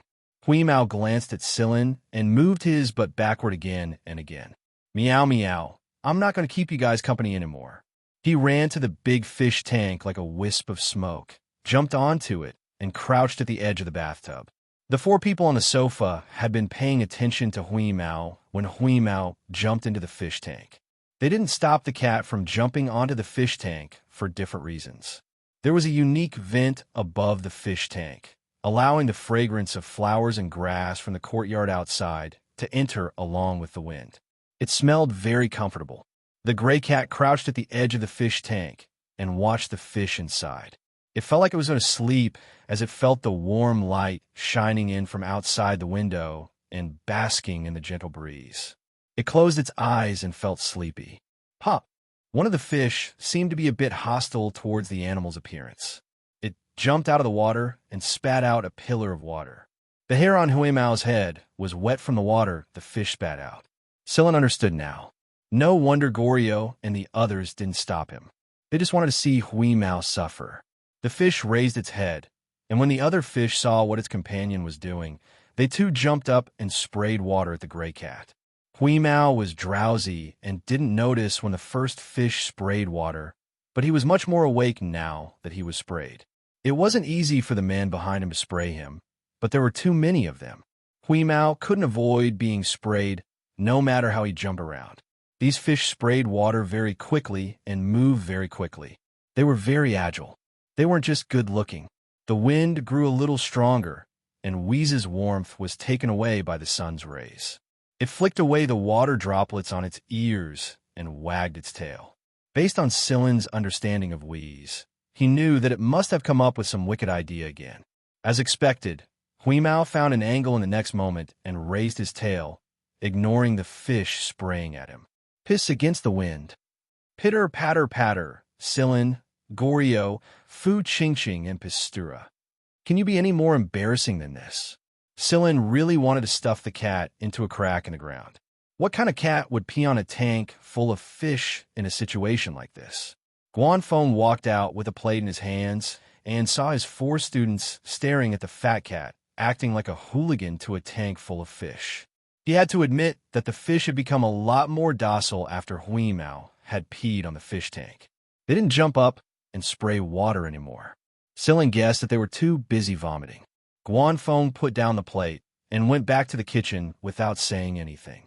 Silin coughed once to remind the fat cat to mind its place. Huimao understood Silin's meaning and shook off the water droplets on its body. Then, it ran to the dryer to dry its fur and lay down next to Silin. It licked its fur, looked at Silin, and then at the fur on its back. What it meant was, "Come on, let's stroke it." Silin thinks. This cat is getting more and more insatiable. It didn't take long for Guanfeng to bring out all the dishes on the table. Silin suddenly understood why everyone looked like they were on their way to the execution ground when he saw the dishes on the table. Color, fragrance, and taste. At the very least, color and fragrance had nothing to do with each other. As for taste, Silin could tell from Goryo and the other two's expressions that taste might not necessarily be better than color and fragrance. The 4 of them sat down around the table with a plate in front of them. Then, Guanfeng added a spoonful of something muddy onto each of their plates. Silin glanced at Goryo and asked with his eyes, "What the hell is this shit green mud?" Goryo shot Silin a look that said, "Good luck to you." Then, he lowered his eyes and let Guanfeng add food onto their plates, just like Pistura and Fu Ching. Aside from Silin and the other 3, Huimao's seat was also on the table. The food on his plate was exactly the same as Silin and the other 3's. Huimao crouched on his elevated seat and stared at the pile of food on his plate. He glanced at Silin and the others, and when he saw that no one was eating, he resisted the urge to stick out his tongue and lick the food.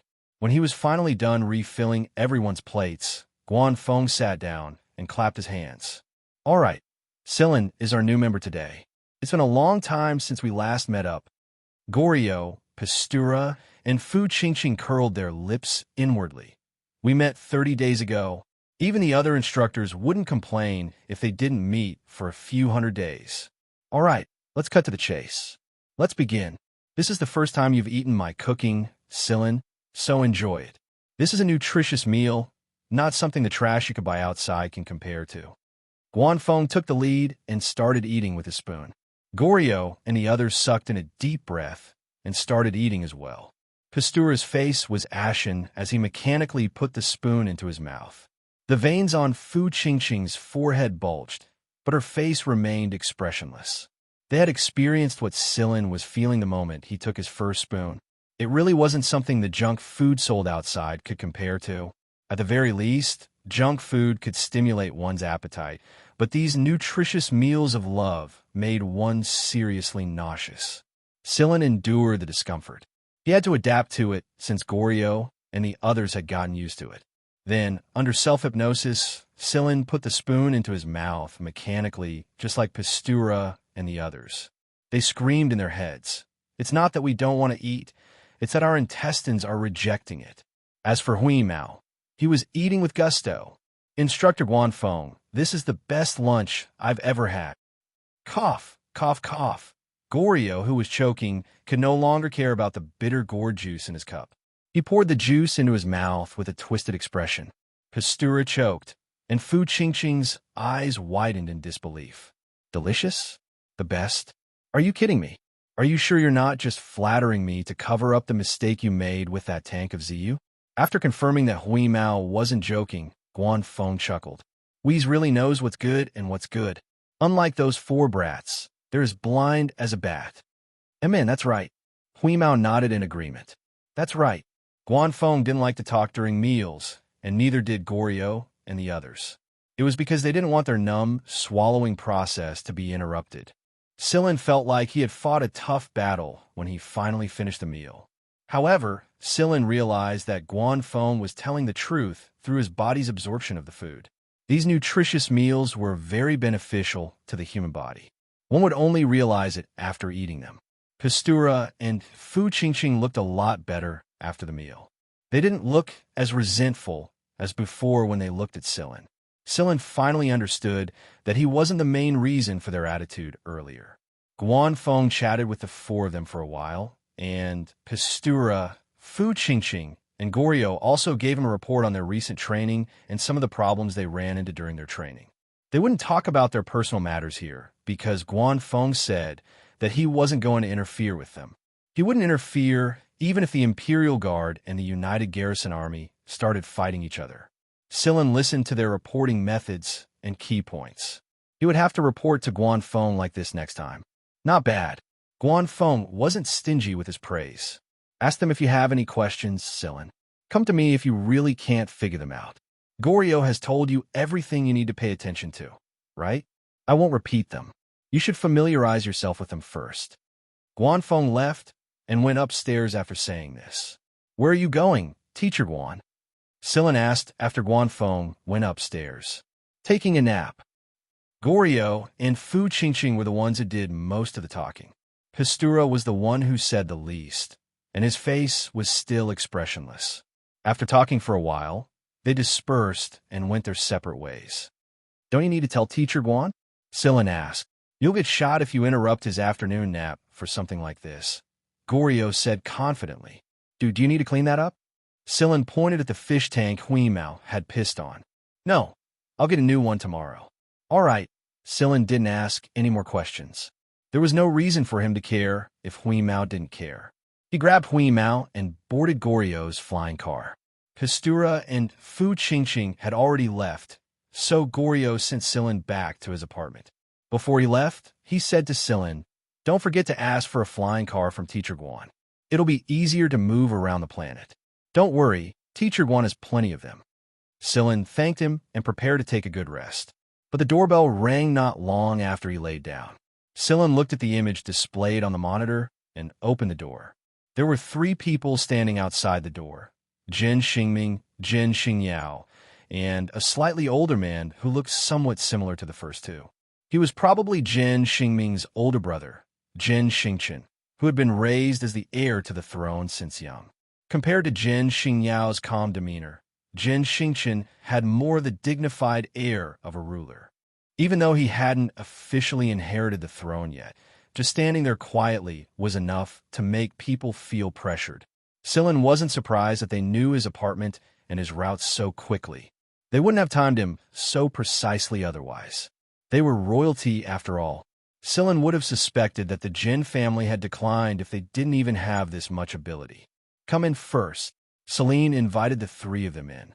There were still some Jin family members hiding in the shadows, but they had no intention of following them in. Jin Xingchen wouldn't let them in either. Jin Xingchen didn't want even his most loyal subordinates to know about the Jin family's internal affairs. Hui Mao was lying on his bed with his eyes closed. He looked like he was asleep, but the twitching of his ears every now and then showed that he knew everything that was going on in the living room. We just moved in today, so we don't have much to entertain you with. Silin pulled out a chair and sat down in front of the trio. If that's the case, then let's get straight to the point. Jin Xingchen said. Jin Xingming and Jin Xingyao didn't interrupt too much since Jin Xingchen was here. Jin Xingchen paused for a moment before turning to Jin Xingming. You go into the room first. Why? Jin Xingming was about to voice his opinion when Jin Xingchen glared at him. He swallowed his words and murmured, Second brother is here too, so you just kicked me out. Xingyao, go in as well, Jin Xingchen said. Jin Xingyao clenched his fists tightly and narrowed his eyes at Jin Xingming. Jin Xingming curled his lips and walked into the bedroom. Although he was unwilling, Jin Xingyao still followed him into the bedroom. Do you want to talk in the study? Silin asked. No need. Jin Xingchen stared at Silin carefully, but he really couldn't find any resemblance between him and a member of the Jin family. Therefore, he moved his gaze to Silin's left thumb and said, I want to see the Fuji tattoo on your hand. Silin took off his glove and stuck out his thumb with the leaf pattern so that Jin Xingchen could observe it better. In truth, Silin was also puzzled. Why wasn't the ring reacting, even in front of the future king of estimation? It wasn't as if Silin hadn't suspected that Jinya had fallen into a trap back then, but when he thought about it, Jinya had never complained about anything. In fact, he often expressed his longing for his hometown. Jinya's final words to Silin didn't sound like the Jin family harbored any ill will toward Jinya. In fact, Jinya only wanted to return to the Jin family. After some thought, Silin finally decided to show the leaf pattern to Jin Xingyao and the others. This way, things could progress a little. It really is the real Fuji pattern. Jin Xingchen showed a leaf pattern on his wrist to Silin as well. The leaf pattern on Jin Xingchen's wrist was very similar to the one on Silin's thumb, but there were still some differences. It was as if there were no two leaves in the world that were exactly the same. Those who possess the Fuji pattern are all people closely related to King Fuji. For example, me, Xingming, and Xingyao because our father is King Fuji. But what about you? Who are you? Silin shook his head. I promised someone that I wouldn't tell them the reason or the original owner of this Fuji pattern before the ring gives me a hint. Jin Xingchen wasn't surprised. He had already expected this. As far as I know, only my grandfather's generation had a Fuji pattern like yours, and my grandfather was that generation's King Fuji. Chapter 248. Silin didn't comment on Jin Xingchen's claim. He simply kept quiet, neither denying nor confirming it. No one could be sure of this. If Jin Xingchen's claim was true, then this matter was related to the generation before him. The only way Jin Xingchen could get to the bottom of this was to ask his grandfather, the previous King Fuji. However, his grandfather hadn't been involved in politics for many years now. He only showed up once or twice a year to ask about the younger generation. Even though Jin Xingchen was the next heir to King Fuji's throne and the one who spoke the most to him among the younger generation, this most was limited to 10 sentences. Therefore, Jin Xingchen didn't know much about the matters of that generation. This time, after Jin Xingyao and Jin Xingming told Jin Xingchen about Silin, Jin Xingchen showed up in person. He didn't alert his father or anyone else in the Jin family. Jin Xingchen didn't get much useful information from Silin since he walked through the door, but he was still very polite. However, if the Fuji tattoo on Silin's hand wasn't the same as his grandfather's, then Jin Xingchen's attitude towards Silin would have been different. If he was the same generation as Silin, he might have forced Silin to tell him more information even if Silin was Guanfeng's student. At the same time, at Guanfeng's residence, inside the living room, Guanfeng was sitting on the sofa with a serious expression on his face. It was the complete opposite of his usual genteel and gentlemanly persona. In fact, he looked very similar to Pastura right now. There were 3 people sitting on the guest seats opposite Guanfeng, and one of them had a bullet hole in his collar. The trio exchanged glances with each other to see who would speak first. After all, it wasn't a good idea to wake up Guanfeng from his afternoon nap. Ahem. The leftmost person was probably the one with the highest position among the trio, so he was the one who spoke first. Guanfeng, we know your habits. We wouldn't have bothered you if we weren't pressed for time. Guanfeng looked at him with the same cold expression. Spit it out if you have something to say. If the students outside heard Guanfeng's words, their jaws would definitely drop to the ground. Who would have thought that Guanfeng would actually swear? You're done venting your anger. Look, you almost cut off my neck. The man in the middle said. Guanfeng raised an eyebrow. I know it's you. Why else do you think your neck is still intact? Seeing that Guanfeng was clearly losing his patience, the leftmost man finally revealed the purpose of their visit after the other two signaled with their eyes. Do you know about sea blue gold? The man asked. Sea blue gold was a type of alloy. It was also the main building material for deep-sea probes and submarines so far. However, the proportions of various alloys and the types of some ultra-micro elements in sea blue gold were not fixed. The relevant researchers have been doing research to upgrade the alloy formula of sea blue gold. I don't want to waste my breath, Guanfeng said expressionlessly. Although he wasn't one of the researchers, he knew a lot of things about it. All right, the man took out an electronic file and passed it to Guanfeng. He explained, this is an image and analysis table we received a while ago. The sea blue gold mentioned in it is better than the sea blue gold we're using right now. This means that the sea blue gold formula used in this probe is more advanced than the one we're using right now. Guanfeng looked at the explanation on the electronic file before turning to the trio and saying disdainfully, not even the academicians of the RAS could come up with a better formula than this? No. The trio felt ashamed when they heard this. Although there were very few people who specialized in sea blue gold, it was true that they couldn't come up with a better formula than this one. That being said, they were motivated when they thought of the formula. You know that the Abyss project has reached a critical stage, but we ran into a bottleneck a few days ago. If we have this upgraded sea blue gold, we'll be able to overcome it very quickly. Guanfeng tossed the electronic file back and smacked his forehead. He knew about the Abyss project. It was one of the top 10 projects of the RAS right now. A few days ago, he heard that the Abyss project had run into a problem that they couldn't solve until now.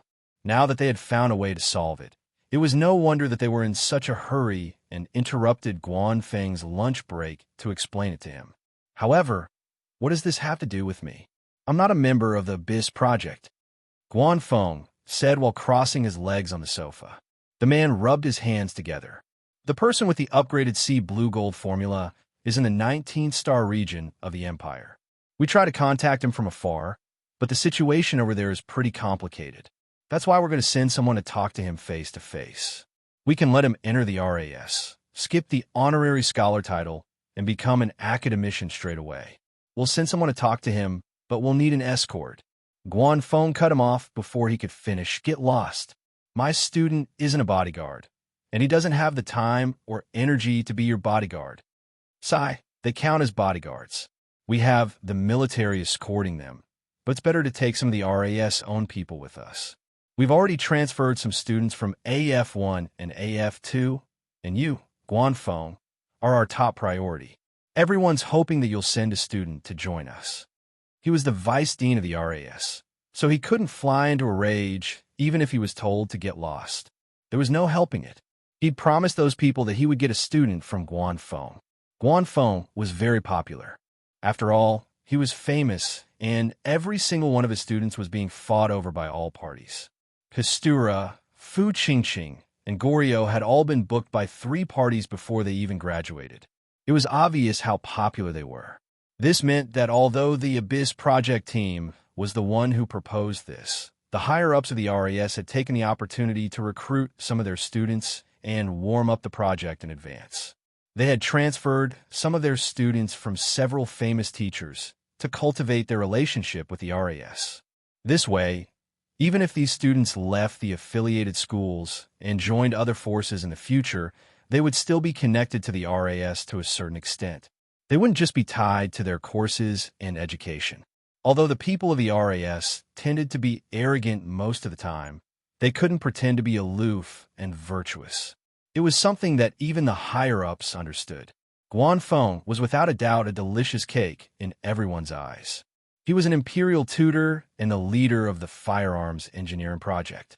Every one of his students was a famous figure.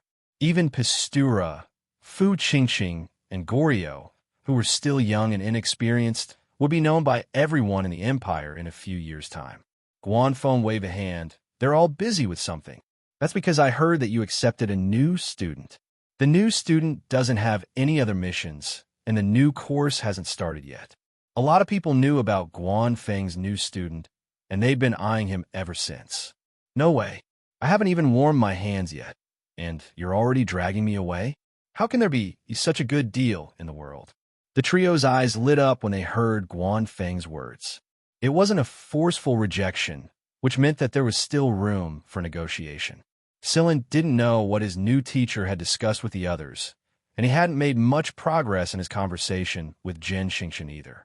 Both sides were holding back and not revealing too much. Jin Xingqian moved his fingers and looked at Silin. When will the Fuji tattoo on your finger give you a notification? I'm not sure myself. I thought it would when I saw you guys, but unfortunately it didn't.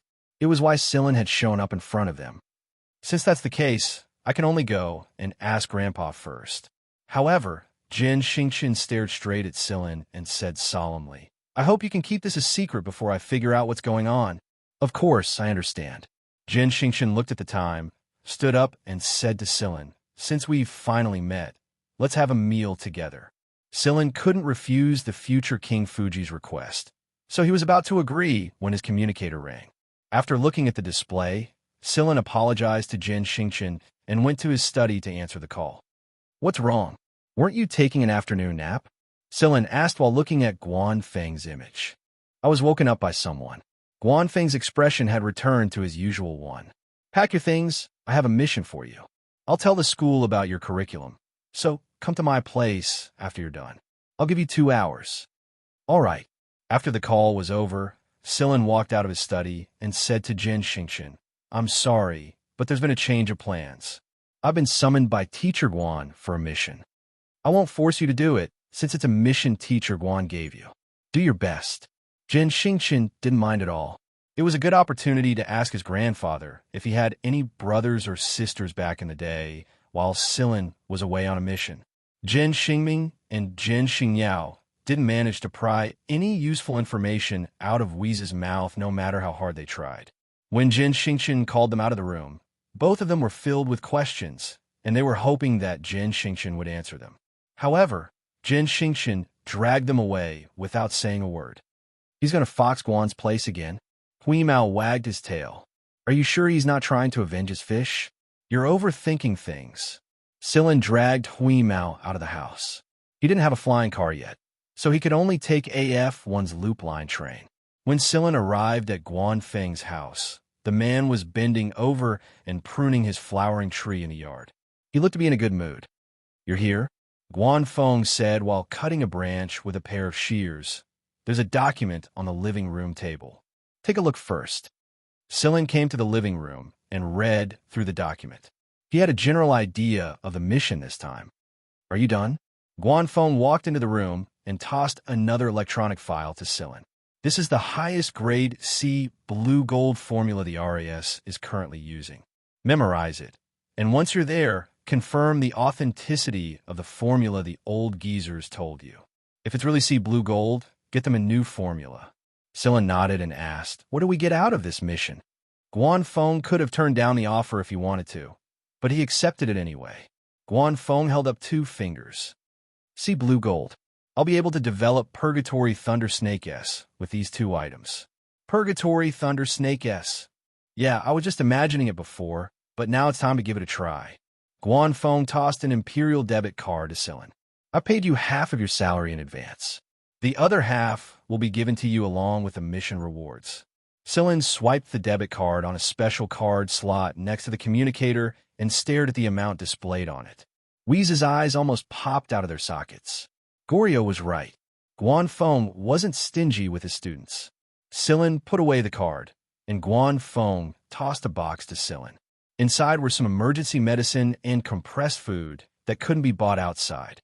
Some of them were distributed internally, and some are made by Guan Feng himself. If he really sold them, they'd be worth a lot of money. After explaining the medicine and food to Silin, Guan Feng added, the RAS has a special signal network. You can contact me through the communicator as long as you're not in a severely disrupted area or isolated area. Understood. Amen. If there's nothing else, you can wait in the yard. A flying car will come to pick you up in a bit. All right, I don't really care about my students, but there's one thing I must emphasize.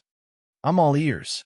Students of different instructors participate in every mission, so it's inevitable that there will be some friction between students. But don't embarrass me. Understood. Guan Feng's meaning was clear to Sillin. To put simply, he could fight, but he couldn't lose.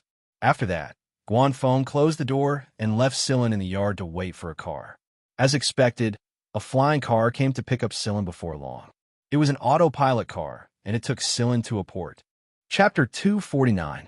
Everything had been arranged, so all Sillin needed to do was to move his feet. The rendezvous point wasn't on this planet, but on an inconspicuous satellite planet.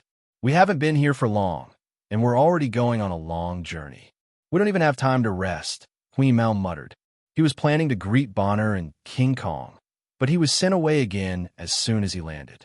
Didn't Chong San and Chong Si say that students should prioritize their studies? Why did the affiliated schools not fit this rule at all? Sillin scratched Hui Mao's chin. It's not a bad idea. At least it'll give everyone some time to prepare. The Capital Star region is the absolute territory of the Emperor and 3 kings. We won't be able to escape if there's an unavoidable conflict. Hui Mao flicked his ears. Sillin, what's your relationship with the Jin family? I've checked and confirmed that you're not related by blood. Why do they keep coming to you? It's a long story. This was the only word Sillin could use to sum it up. All right, let's not talk about it if it's too long. Hui Mao narrowed his eyes and started dozing off. The satellite planet was smaller than the preparatory campus planet, but judging from the buildings and facilities, the importance of this planet was no less than that of the preparatory planet. The space plane landed next to a tall, cylindrical building. This building was the rendezvous point Sillin was heading to. Sillin handed over the student ID Guan Feng had given him for inspection, and the door opened for Sillin and Hui Mao to enter. The interior of the building was a very simple metallic color. It wasn't too dazzling, but Sillin could sense that there were martial equipment embedded inside the walls, ready to deal with any intruders at any moment.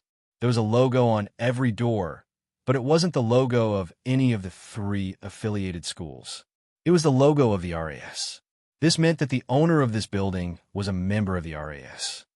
An intelligent, mechanized building, powerful equipment, and sophisticated scanning system. This place isn't bad, Hui Mao commented. Sillin flicked the restless guy on his shoulder and took the elevator to a conference room on the 10th floor. He waved his student ID in front of the scanning hole, and the door of the conference room opened. The first thing he saw was a dozen or so people seated around a round table. Like Sillin, there were students from AF1 and AF2 who had been invited to attend the event. There were also people wearing the emblem of the RAS. Oh, you're here, Sillin. Come, have a seat.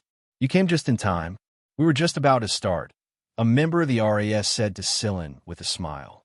Sillin nodded politely and sat down on an empty chair. The person who was sleeping next to him rubbed his hair and glanced at Sillin, who sat down beside him. You're here too. The student who had just woken up was Wally, his roommate in the temporary dormitory. Wally was kicked over by the teacher, who was still righteous, even though he was in debt, to do some preschool training. Wally was very reluctant about it, and putting aside how lazy he was, Wally's goal for coming here was different from most people. He did not seek wealth and glory, only food and clothing, nor did he seek to accumulate battle achievements. All he wanted was a peaceful life. Even if he had to listen to those old pedants spitting spittle all over the place, talking passionately about things that most students found unfathomable but couldn't understand with a glance, Wally did not want to run here and there. Not to mention he had to leave the academy to complete a dispatch mission. If it wasn't for the old man's generous salary, Wally wouldn't have moved a single step. He arrived rather early, but he didn't know anyone in the conference room. Most of them were former students. Other than listening to them show off their glorious deeds and gossip about the teachers and famous students of the affiliated schools, he could only listen to the academicians talking about the mysterious things they were talking about. In Wally's opinion, the teachers' gossip and the academicians' profound academic topics were all hypnotic. Wally didn't participate in the discussion when he heard that he had to wait for someone else. He lay down on the table and fell asleep. He didn't expect to see an acquaintance sitting next to him when he woke up. This was good news for Wally. If he didn't know anyone, he He might have slept through the entire mission. Scylla was also happy to see Wally. Yeah, it's a mission from my teacher. I didn't think I'd be assigned a mission before I even found my footing. Wally rubbed his face to wake himself up. The conference officially began after Scylla sat down. The organizer first explained the mission. It wasn't difficult, but it wasn't complicated either. Everyone knew about it before they came. The organizer also introduced the students who were invited. Scylla had heard from Guanfeng about the secrets hidden in this mission before he came. Since this mission was initiated by the RAS and not by any noble of the empire, the emperor, the three kings, or the two armies, all the invited students had one thing in common, and that was that their path of development hadn't been decided yet. They hadn't joined any force or noble yet. To put it nicely, it was because the RAS valued these people and wanted to avoid arousing suspicion by not involving themselves with other forces. To put it bluntly, even if the invited students died a heroic death, the organizer wouldn't need to waste time explaining things to the various forces. Many of the invited students' teachers had direct connections with the RAS, so the entire mission was an internal matter of the RAS. They could resolve their internal conflicts themselves. There were 10 invited students, and they would be escorted by a few academicians and honorary scholars of the RAS. As for the other guards, they weren't going to use the Imperial Army, but the RAS own guards. There weren't many of them, but they were strong. After all, many of them had stayed behind from the affiliated schools. After a brief introduction of the mission, the leader told everyone to get ready to depart. It looked like the RAS was in a hurry for this mission. The RAS's starship had a large RAS emblem on it, and it enjoyed the same special flight routes and jump points as the nobles. It had to be said that the RAS was rich. That much could be seen from the starship's internal configuration and decorations. The 10 students had an activity floor on the starship that belonged solely to them. The lounge for the 10 of them was also on this floor. At the entertainment area at the center of the floor, Scylla and Wally were sitting on armchairs and enjoying the fruit juices and snacks served to them by the robots. Alcohol was not allowed in this place, and it was said that there was an incident in the past where a student went crazy after drinking and caused huge losses. Therefore, if you were a heavy drinker but you didn't go crazy after drinking, you should show your instructor's certificate of approval, sign a letter of guarantee, and get the signature of the highest-ranking officer of the starship. Only then would you be allowed to drink. Although Scylla and Wally really wanted to drink, they found it more troublesome. They also had to endure the RAS's academicians and honorary scholars' scolding and health education. Alcohol has different effects on the central nervous system. It affects acetylcholine, neuropeptides, and corticotropin release factors too, blah blah blah. To those academicians and honorary scholars who were used to thinking from an academic point of view, Wally wished he could take off his shoes and stuff them into their mouths. This was the common point of view shared by him and his extremely scoundrelly mentor, who was in debt as it should be. Not far away, Hui Mao was playing a game with York, a former cadet. Hui Mao, who had once been looked down upon by the Miantuan and put in a lot of effort in this area, was able to win 2 out of 3 games against York. York was quite dissatisfied with this result and kept dragging Hui Mao to the other side. That was why Scylla and Wally simply sat here and chatted as they watched. Scylla and Wally were chatting when a sweet voice interrupted them. "Your teacher Guan Feng's new student?" Scylla looked up. It was the girl named Kinasenza. She was a year older than Scylla and the others, and she had a gentle and pleasant appearance. Her long dress was very eye-catching among the 10. During the meeting, the organizer had introduced everyone's names, but didn't mention which teacher they belonged to. Scylla wasn't surprised that Kinasenza was able to tell the truth. After all, many former cadets knew that he had the Purgatory Thunder Snake K during the selection test.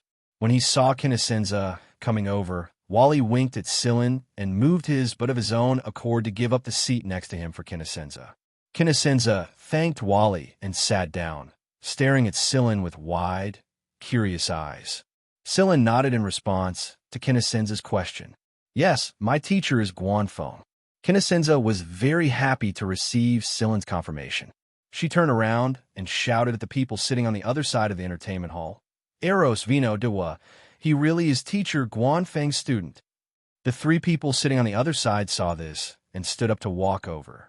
The big guy, Eros, looked a little embarrassed. After hearing Kinnisenza's words, he scratched his head and said a little bashfully, "Oh, hee." Vino and Dadwa looked at Scylla with probing and doubtful eyes. The others sitting in the other corner of the entertainment hall also looked over with a look of anticipation. In fact, the moment Scylla entered the meeting room, he knew that some of the people here were full of hostility towards him. They weren't looking at Scylla with jealousy, but they weren't friendly either. Guanfeng seemed to have known that this would happen, which was why he said those words to Scylla. Seeing that things didn't seem to be going as he imagined, Wally looked at Scylla and asked if he needed help. Scylla shook his head imperceptibly, indicating that he could handle it himself. "This is Vino, Dadwa, and the big guy Eros. As for me, do you know my name?" Kinnisenza asked Scylla with a smile. Her eyes were curved and shining. "I've introduced you guys in the meeting before. I know you, Kinnisenza," Scylla answered. Kinnisenza waved a finger playfully. "It's fate that we've gotten to know each other during this mission, so there's no need to be so distant. You guys can call me Kiki like Dadwa does." Dadwa was the only female among the 10 people here, except for Kinnisenza. The other 8 were all men. Dadwa's style was completely different from Kinnisenza's. She was lively, active, and got along well with the others. She might look careless, but she had her own principles. This was what Scylla had learned over the past few days. Vino walked up to Scylla and looked down at Scylla from above. Then, he pulled out a chair and sat down. He raised his chin and said, "I know teacher Guanfeng. His Purgatory Thunder Snake is very famous. In other words, the reason I know you is because your teacher is Guanfeng, not because you're amazing." Many people in the affiliated school had heard of Guanfeng's fame and seen him before. After all, Guanfeng had taught some classes here before. Every time, Guanfeng's classes had a limited number of slots, and every time, they were filled up almost instantly. The moment the class started, the students who had been waiting for a long time on the in-school platform would fight for the slots with all their might. This showed just how famous Guanfeng was. However, that was only on the surface. Scylla didn't mind Vino's words at all. He didn't refute them, and he didn't say anything either. Vino and Dadwa exchanged a glance with each other when they saw that Scylla wasn't going to fight back. Then they smiled mockingly. "I heard that all of teacher Guanfeng's students are very good at shooting. I agree with that. Although I haven't seen your 3+1 test with my own eyes, I've heard a bit about it from my senior brothers." However, Vino looked like he had seen through Qin Lai's intentions. He paused for a moment before continuing, "I wonder if you people who play with guns are only suited to shooting from afar and not fighting at close range?" Vino and Dadwa moved at the same time as soon as he finished speaking. Dadwa was undoubtedly very fast, and Vino was a little closer to Scylla. His desire to attack was so strong that people would unconsciously pay more attention to him if they were attacked at the same time. After all, Vino and Dadwa had been in the affiliated school for a longer time. Compared to the candidates who participated in the selection test a few days ago, Vino and Dadwa were undoubtedly more skillful. Their attacks were direct and swift. On one side was Kinnisenza, on the other side of Scylla, and behind him was a chair. In any case, it was a difficult problem for a pure marksman to face such a pincer attack. However, Scylla wasn't a pure marksman. In fact, before Kinnisenza arrived, Scylla had already noticed the probing gazes from Vino and the others. Scylla was wondering when they would make a move, but it turned out that Kinnisenza, a girl who didn't have much combat power, was the first to draw Vino and Dadwa over. The two of them took the opportunity to get close to Scylla and attack him at close range. However, as soon as Vino and Dadwa started to move, they quickly stopped and stiffly stood in their original positions. Vino's fingers were in the shape of claws, and his target was Scylla's neck. Dadwa's fist was aimed at Scylla's waist, but because of Scylla's teleportation, they both deviated from the most suitable point of attack. Even so, they didn't have the intention to continue attacking. Apart from York, who was playing the game with Hui Mao, everyone else was looking at them with blank expressions. What was it that forced Vino and Dadwa to stop attacking? A knife and a gun. The thin, long knife was pointed at Vino's eyebrows, and the Purgatory Thunder Snake, K, was pointed at Dadwa's head. The strange atmosphere in the surroundings affected York, who was playing the game with Hui Mao. He finally realized that the surroundings were a little too quiet, and he could only hear him and Hui Mao cursing each other in the game. York was distracted by the images around him, and Hui Mao decisively killed him with a single hit. Looking at the words that flashed on the screen, York was furious. He slammed the game table and roared, "Hey, what's wrong with you guys?" However, after seeing the situation on Silen's side, York was stunned. He poked Hui Mao, who was licking his claws proudly because he had won the game, and pointed at Silen. Hui Mao didn't even look at him. "Why do you care so much? No wonder you lost. This is called a lack of willpower." Bullsh asterisk T. Again, York didn't care about the other's reactions. He flexed his fingers and continued playing with Hui Mao. Hui Mao was very happy because they had gambled, and they had won at least 3 bags of fish biscuits in the past few rounds. This was a good harvest. It was rare to meet an idiot like York. If York knew that he was an idiot in Hui Mao's eyes, how would he feel? Silen held a sword and a pistol in one hand. No one could tell what he was thinking, but Vino and Dadwa were the ones who attacked first, so the others wouldn't blame Silen.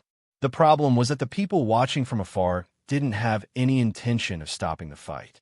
If Silen was an easy target, they might have tried to stop him because he was their senior, but now it seemed that Silen wasn't. They weren't his senior, and their relationship with Vino and Dadwa wasn't very good either. No one wanted to get into trouble. Therefore, they didn't do anything after their initial shock. Eros scratched his head again and looked at Kinasenza, indicating for her to mediate. After all, Kinasenza was a girl, so she was better than a big guy like him. Eros might make the situation worse if he went into the fray directly.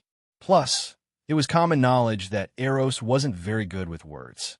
Wally crossed his legs and slowly picked up a snack with his fingers, putting it into his mouth, ignoring the pitiful look Kinasenza was giving him. Kinasenza put down the teacup in her hand and smiled. As expected of Guan Feng's student, "I'm impressed. It's just a small fight. Silen, Vino, and Dadwa are just curious about you. Let's leave it at that." Silen looked at Kinasenza and smiled. Kinasenza didn't know what Silen's smile meant, but she felt that Silen's eyes seemed to be able to see through her. Silen's hand shook, and the knife and gun disappeared. He picked up the cup and juice again. The people watching from afar said to their companions, "Is his teacher really Guan Feng? No wonder everyone fights to get a spot every time Guan Feng starts a class." Their companion nodded in agreement. As expected of a famous teacher. Look at how his student is this good, even though he's just entered the school. No wonder Guan Feng accepted him. Although they worshipped Guan Feng in the past, it was mainly because of his purgatory thunder snake. Boys tended to pay more attention to guns, and the mysterious purgatory thunder snake was one of them. However, in their opinion, a melee fighter with a gun was nothing special. Today, however, Silen had taught them a lesson, who said that melee combat couldn't be done with guns. Looking at his movements, they couldn't even keep up with him. In the blink of an eye, he was stopped by the long saber. Even Dadwa couldn't match his speed, right? Silen and the others might not know Dadwa's identity right now, but the seniors did. Dadwa shared the same teacher as Biyao, who was famous for his speed. This meant that Dadwa was also good at speed. However, even Dadwa couldn't get the upper hand against Silen. They didn't know that even Dadwa's senior brother Biyao had been kicked by Silen once, let alone Dadwa, who was slightly weaker than Biyao. Vino stared at Silen for a while after Silen put away his knife. Then he smiled and said, "You're amazing. I admit defeat."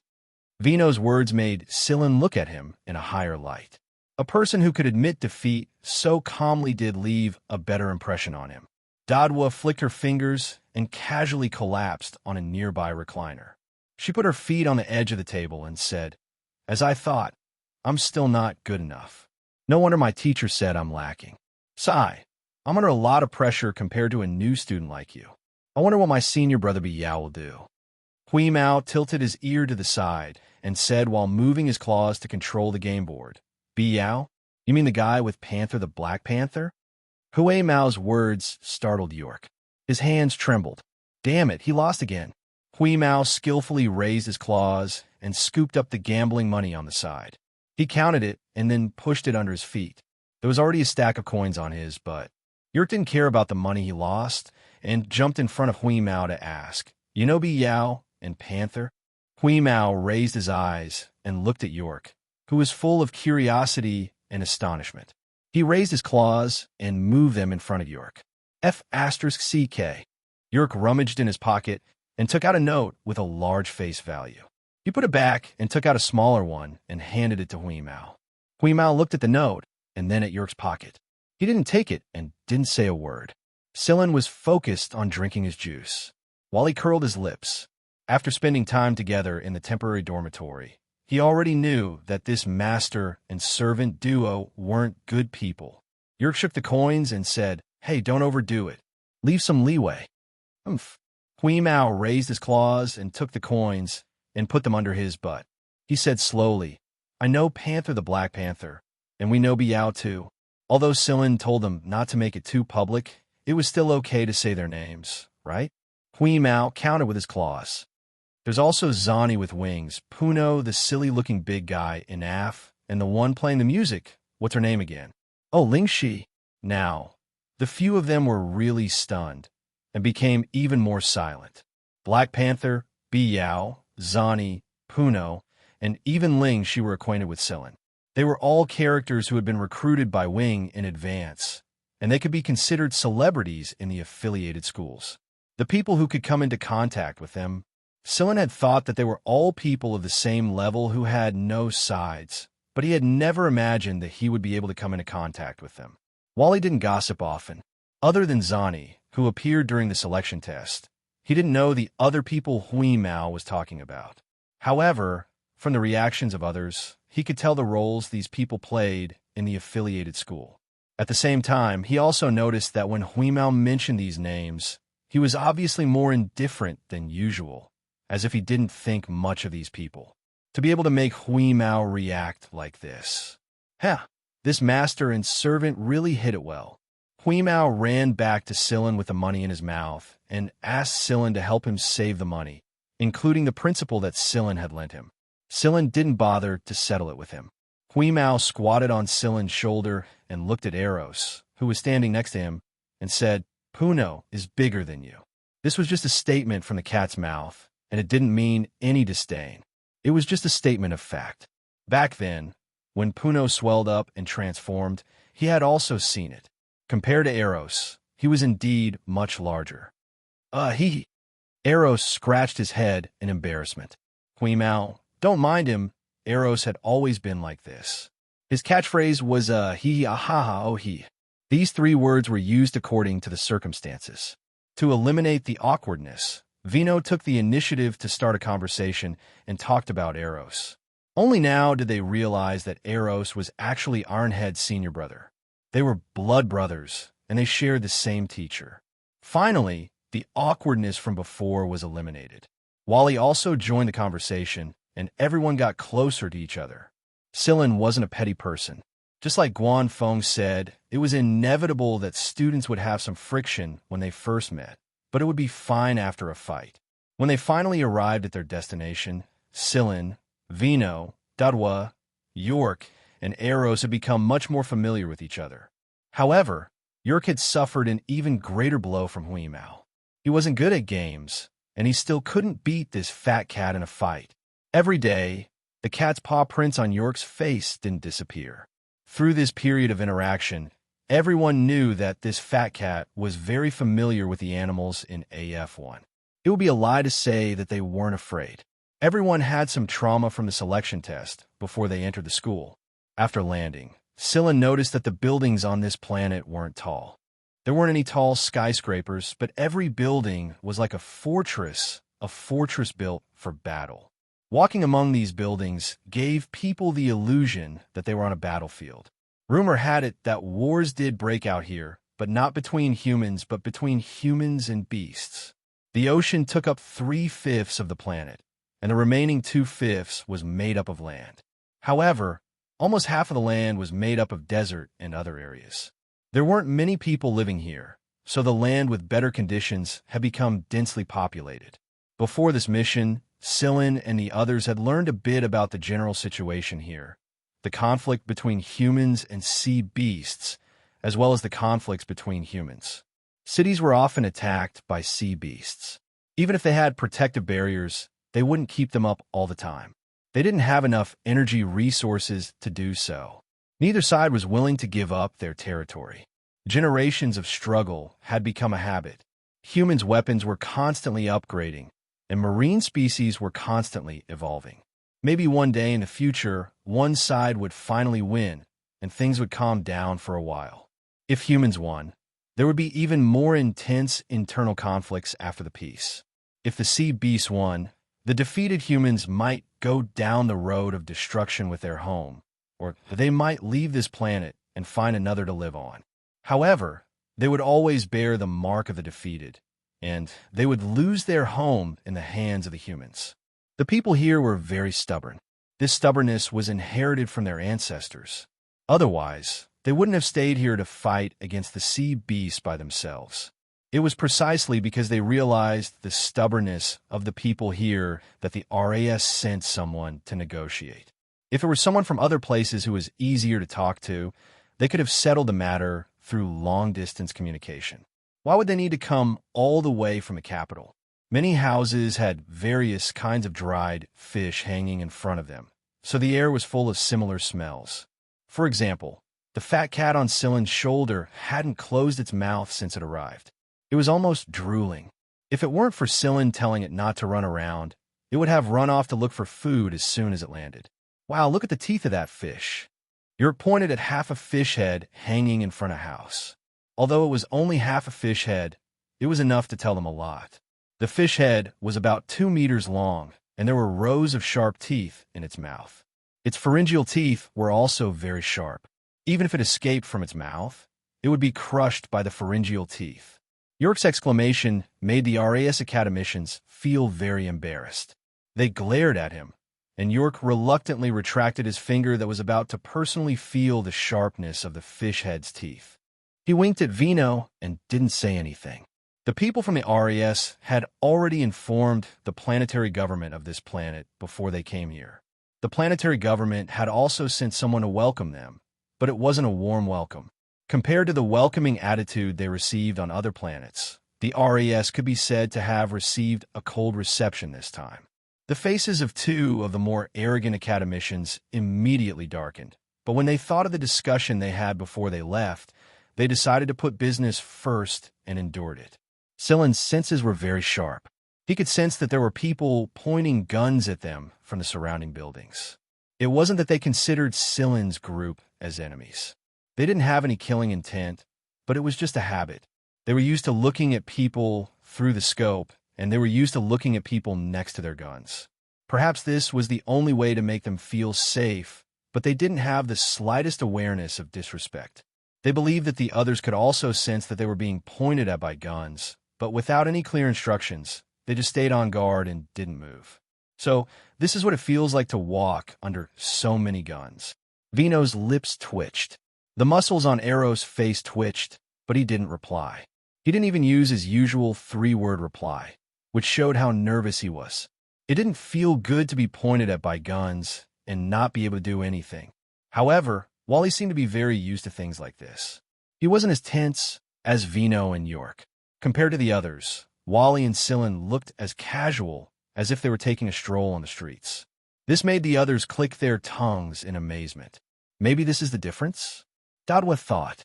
Other than Wally and Cylin, there was another person who was also very relaxed, and that was Kinesenza. From their interactions over the past few days, Cylin knew that although Kinesenza wasn't very strong, she had a natural ability to predict danger. Just like Tico's rabbit, she had a natural intuition for danger. Although those who knew Kinesenza's ability knew that she wouldn't be in danger, it was better to be safe than sorry. There was no backup for life. If it was lost, it would be gone forever. So they would rather be more cautious than completely rely on Kinesenza.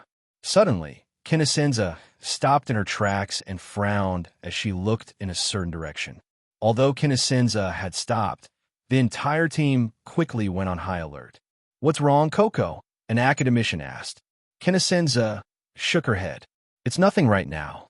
In other words, there would be trouble later? Without the protection of the planetary government's army, The academicians didn't have much confidence in just their team. Although the human society on this planet was relatively peaceful, standing here for real, anyone would be afraid. They regretted not requesting for the Imperial Army to escort them. Hui Mao wagged his tail. He hoped that whatever happened would come fiercely. It wasn't easy to come here, so he had to play to his heart's content. As for what the others would do, it wasn't within Hui Mao's scope of consideration. He was a petty person and couldn't care less about so many people. The planetary government was indeed very grand, but like the other buildings in the city, it wasn't very tall. The first time Silin saw the planetary government, he felt that it was like a snapping turtle. It used a hard shell to protect itself, but it also opened its mouth and was ready to attack any incoming prey. There were layers of guards outside the planetary government, but only a small group was sent to pick them up. It was far inferior to the military personnel station here. Silin, there's a big guy inside the planetary government. Hui Mao stared at a certain part of the planetary government with wide eyes. Is it a sea beast? Silin asked. Yes, but that poor sea beast doesn't seem to be in good condition. It's being used for research. Hui Mao had always hated the word research. Back in a League of Stars, a lot of foreign animals were captured for research. That was why Hui Mao couldn't be too casual while he was there. But after coming to the Mist Bodhisattva Empire, he felt a lot better. At the very least, the foreign animals here weren't openly captured for research. The animals in AF-1 had their rights too. They provided their blood to the RAS for research, but only on a voluntary basis. Not only that, they were also paid handsomely for their blood. Panther the Black Panther was even recruited into Wing. Although Hui Mao didn't have a high opinion of Panther, who had been defeated by him, Panther, as a member of Wing, would undoubtedly consider things from the perspective of the beasts in the future. He would protect the rights of more beasts and prevent them from being ravaged by some crazy people. This was also the reason why Hui Mao still had a good impression of Pan, even though he had defeated him. It was more convincing for the rights and interests of mutated animals to be protected by mutated animals. It seems like the conflict between the humans and the sea monsters here is quite intense, Silin said. As soon as Silin's voice fell, a low roar rang out and traveled very far. Deep-sea beasts? From the sound of this sea beast, Silin could tell that it was a species that lived in the deep ocean. It wasn't easy to bring a big guy from the deep sea here alive. Chapter 250. What kind of sound would you make if you were captured by the enemy and put on a laboratory bench for a series of experiments and other torture? Normally, many people would think that this sea beast was just making its last cry as a trapped beast, but that was not the case. Even the locals did not know much about deep-sea sea beasts. Just capturing this one had already cost them a lot of manpower and resources.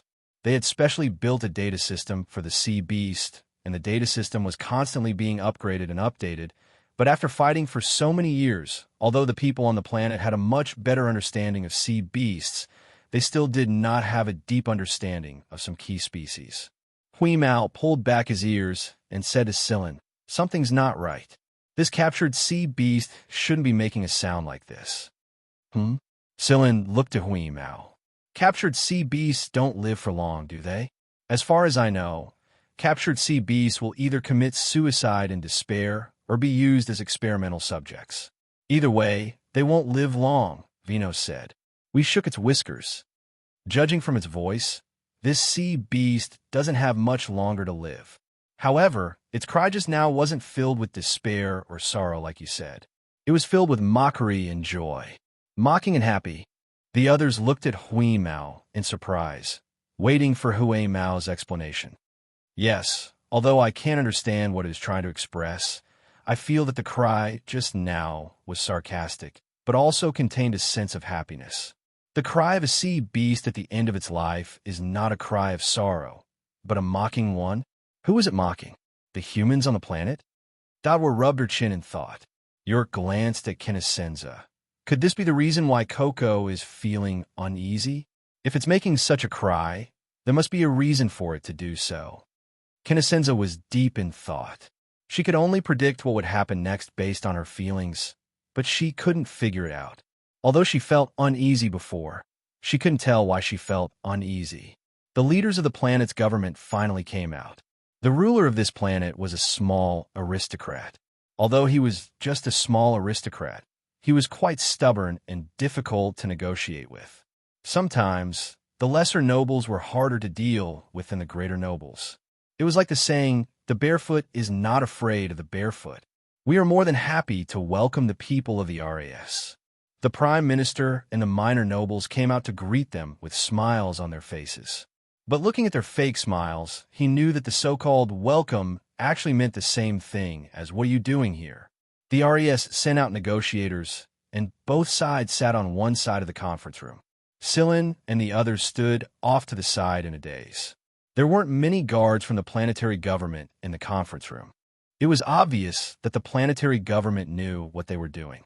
They couldn't afford to offend the RAS too much. Otherwise, it would be a life-and-death struggle. The two parties had already discussed the matter of sea blue gold before, but at that time, the planetary government's attitude was rather unyielding.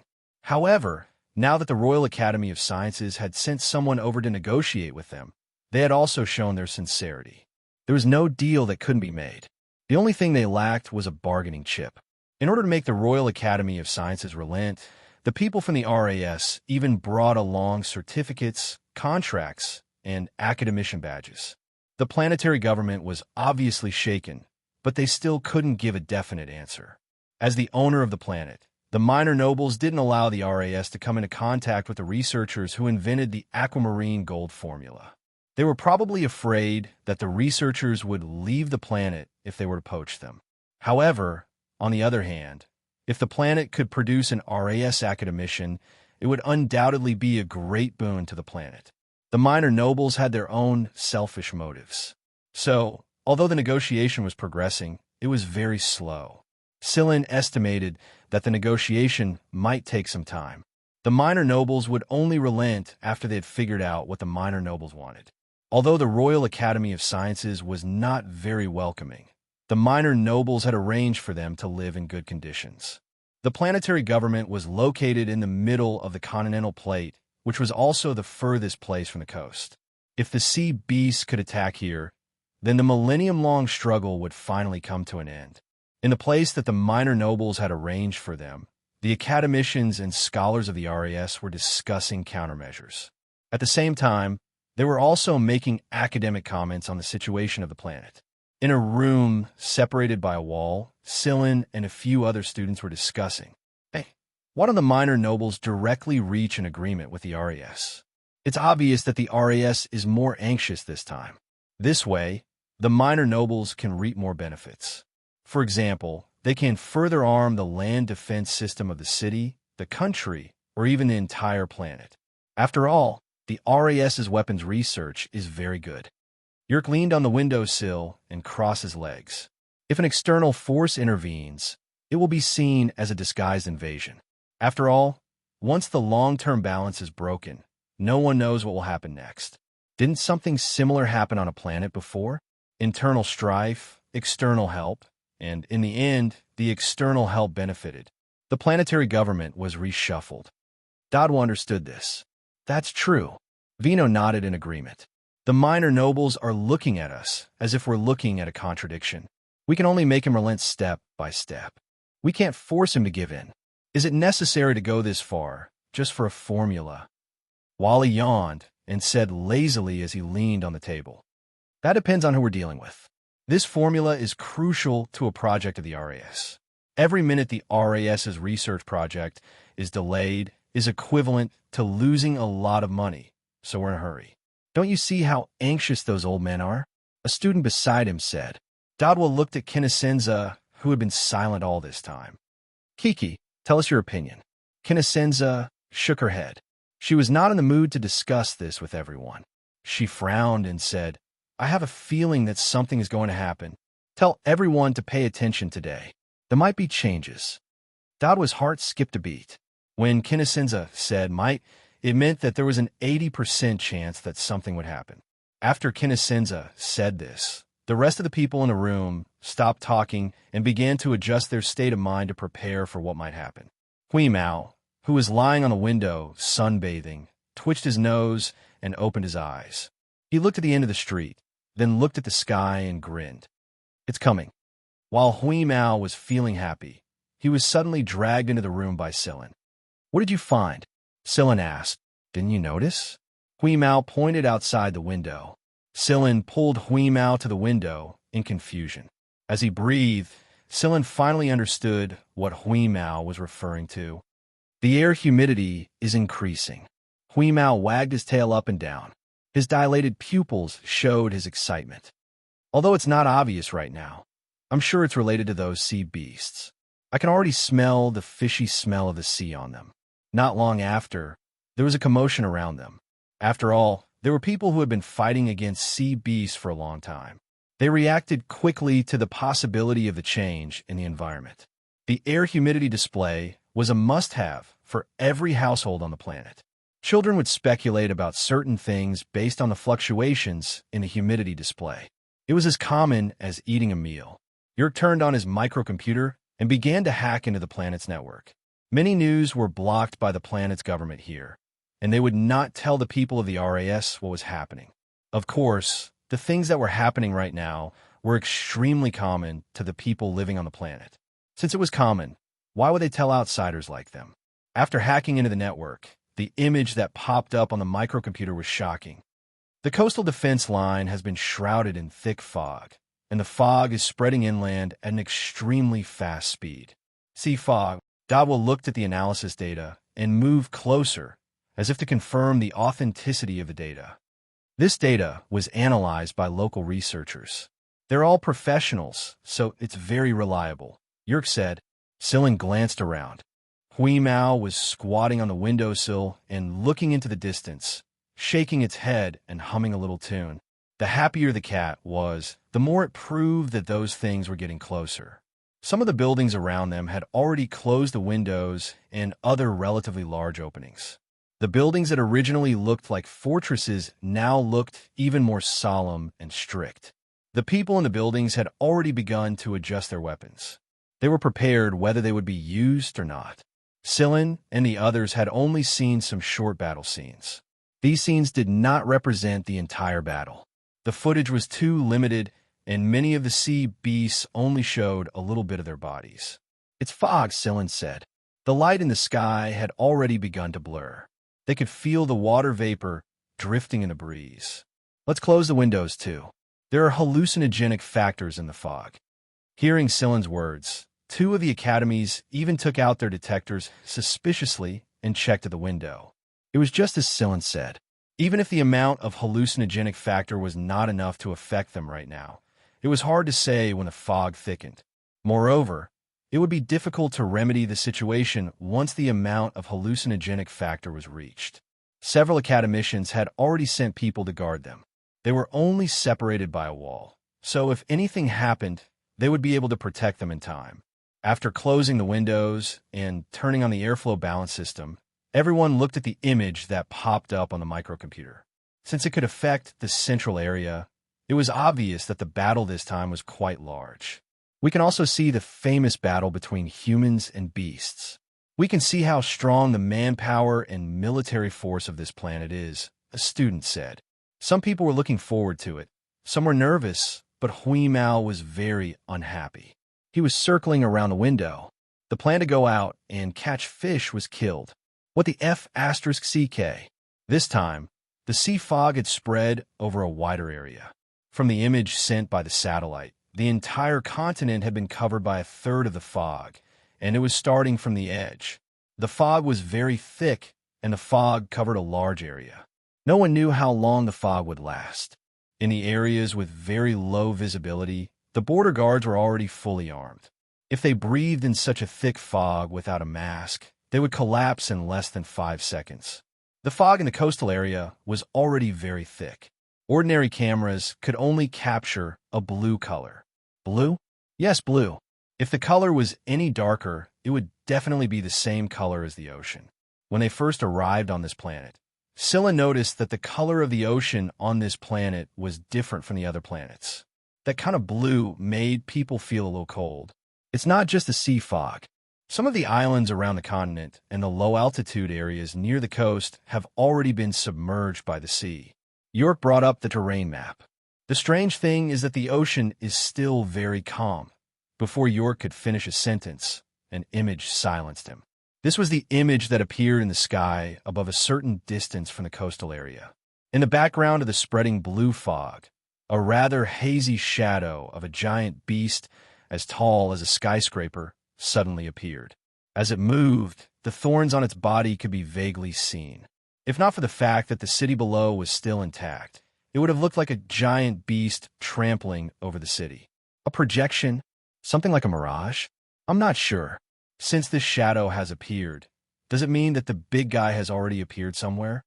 York brought up another document and showed it to everyone. What is this?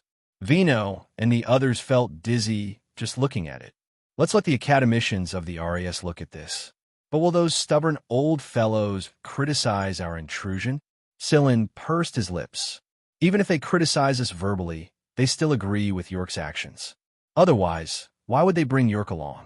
York's network intrusion skills were very strong. This was much more outstanding than his combat strength. Since he was brought along for this mission, there must be a similar intention. However, the old fellows of the RAS were too proud to say it out loud. All right then, I'll send it to them directly. 2 minutes later, an honorary scholar from the Royal Academy of Sciences came in. Seeing the innocent look on York's face, he sighed and said, "Let me tell you something." The academicians all went to study the documents that York sent over. Then, they brought him over to talk to York and the other students about how to tactfully guide the network invasion. Although Sillin listened to the speech of the honorary scholar like everyone else, his mind was already thinking about something else. He also asked Huimao to hack into the planet's network to dig up some information. The document that York had just found was a research report. The subject of the research was a type of deep-sea giant beast that was called a Sea King by the researchers. Every battle was led by these Sea Kings. From the looks of it, it was quite similar to the black shadow in the fog that they had seen before. From the research report, humans had only caught one Sea King in the past 100 years. However, this Sea King died not long after it was caught. This research report was published that year. The voice that Sillin and the others heard from the planetary government wasn't the voice of a Sea King. It was a species that was even lower in rank than the Sea King in the ocean pyramid. The Sea King was a deep-sea giant beast with a layer of skin that could exchange ions. They could absorb certain metal elements in the seawater to achieve the purpose of camouflaging these sea monsters. With this layer of functional skin, even if they swam close to the surface of the sea, they would not be discovered by the detectors. As long as they didn't show their heads, most of the time, they could avoid being detected by the scanners. Therefore, for a period of time, humans suffered a lot. Apart from the functional skin that the Sea King sea monsters possessed during their evolution, their voices were also very special. The Sea King would emit a pulse sound wave to affect or intercept torpedoes or missiles that were fired at it. The special structure in the Sea King's throat was like a sound wave converter. It could emit a high-energy pulse sound wave in an instant. It was strong enough to destroy or detonate a torpedo or missile that had been locked onto. The Sea King's super-strong directional pulse sound wave caused a lot of trouble for humans. At least, that was the case during the years when this research report was published. According to some of the documents, every time the Sea King came out, some small characters in the shallow waters or the ocean would all escape to make way for the Sea King. This was because the powerful sound waves produced by the various sonars created by the Sea King could cause the small characters to die. From a certain point of view, the Sea King can also emit sound waves similar to infrasound. Vino asked. The honorary scholar nodded. You can say that. Infrasound's ability to cause interference was very strong. It could penetrate and reach very far away. Every time the Sea King roared, many cities could hear it. This showed how far it could travel. Just as the honorary scholar was explaining to them, Huimao jumped onto Sillin's shoulder. Found it. It really has something to do with the sea blue gold.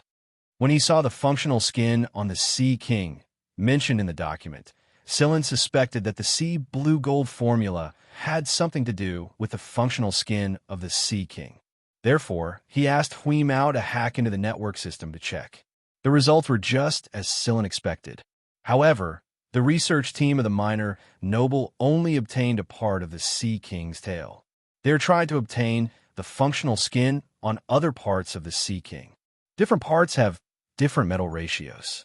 At least for now, the functional skin on the Sea King's tail and claws have different metal ratios. In other words, if Scylla and the others could obtain the analysis data of the functional skin on other parts of the Sea King, it would be equivalent to obtaining different upgraded versions of the Sea Blue Gold. In that case, why would they still need to negotiate with a minor noble? Scylla, Hui Mao moved his claws and chuckled. Why don't I get some for you?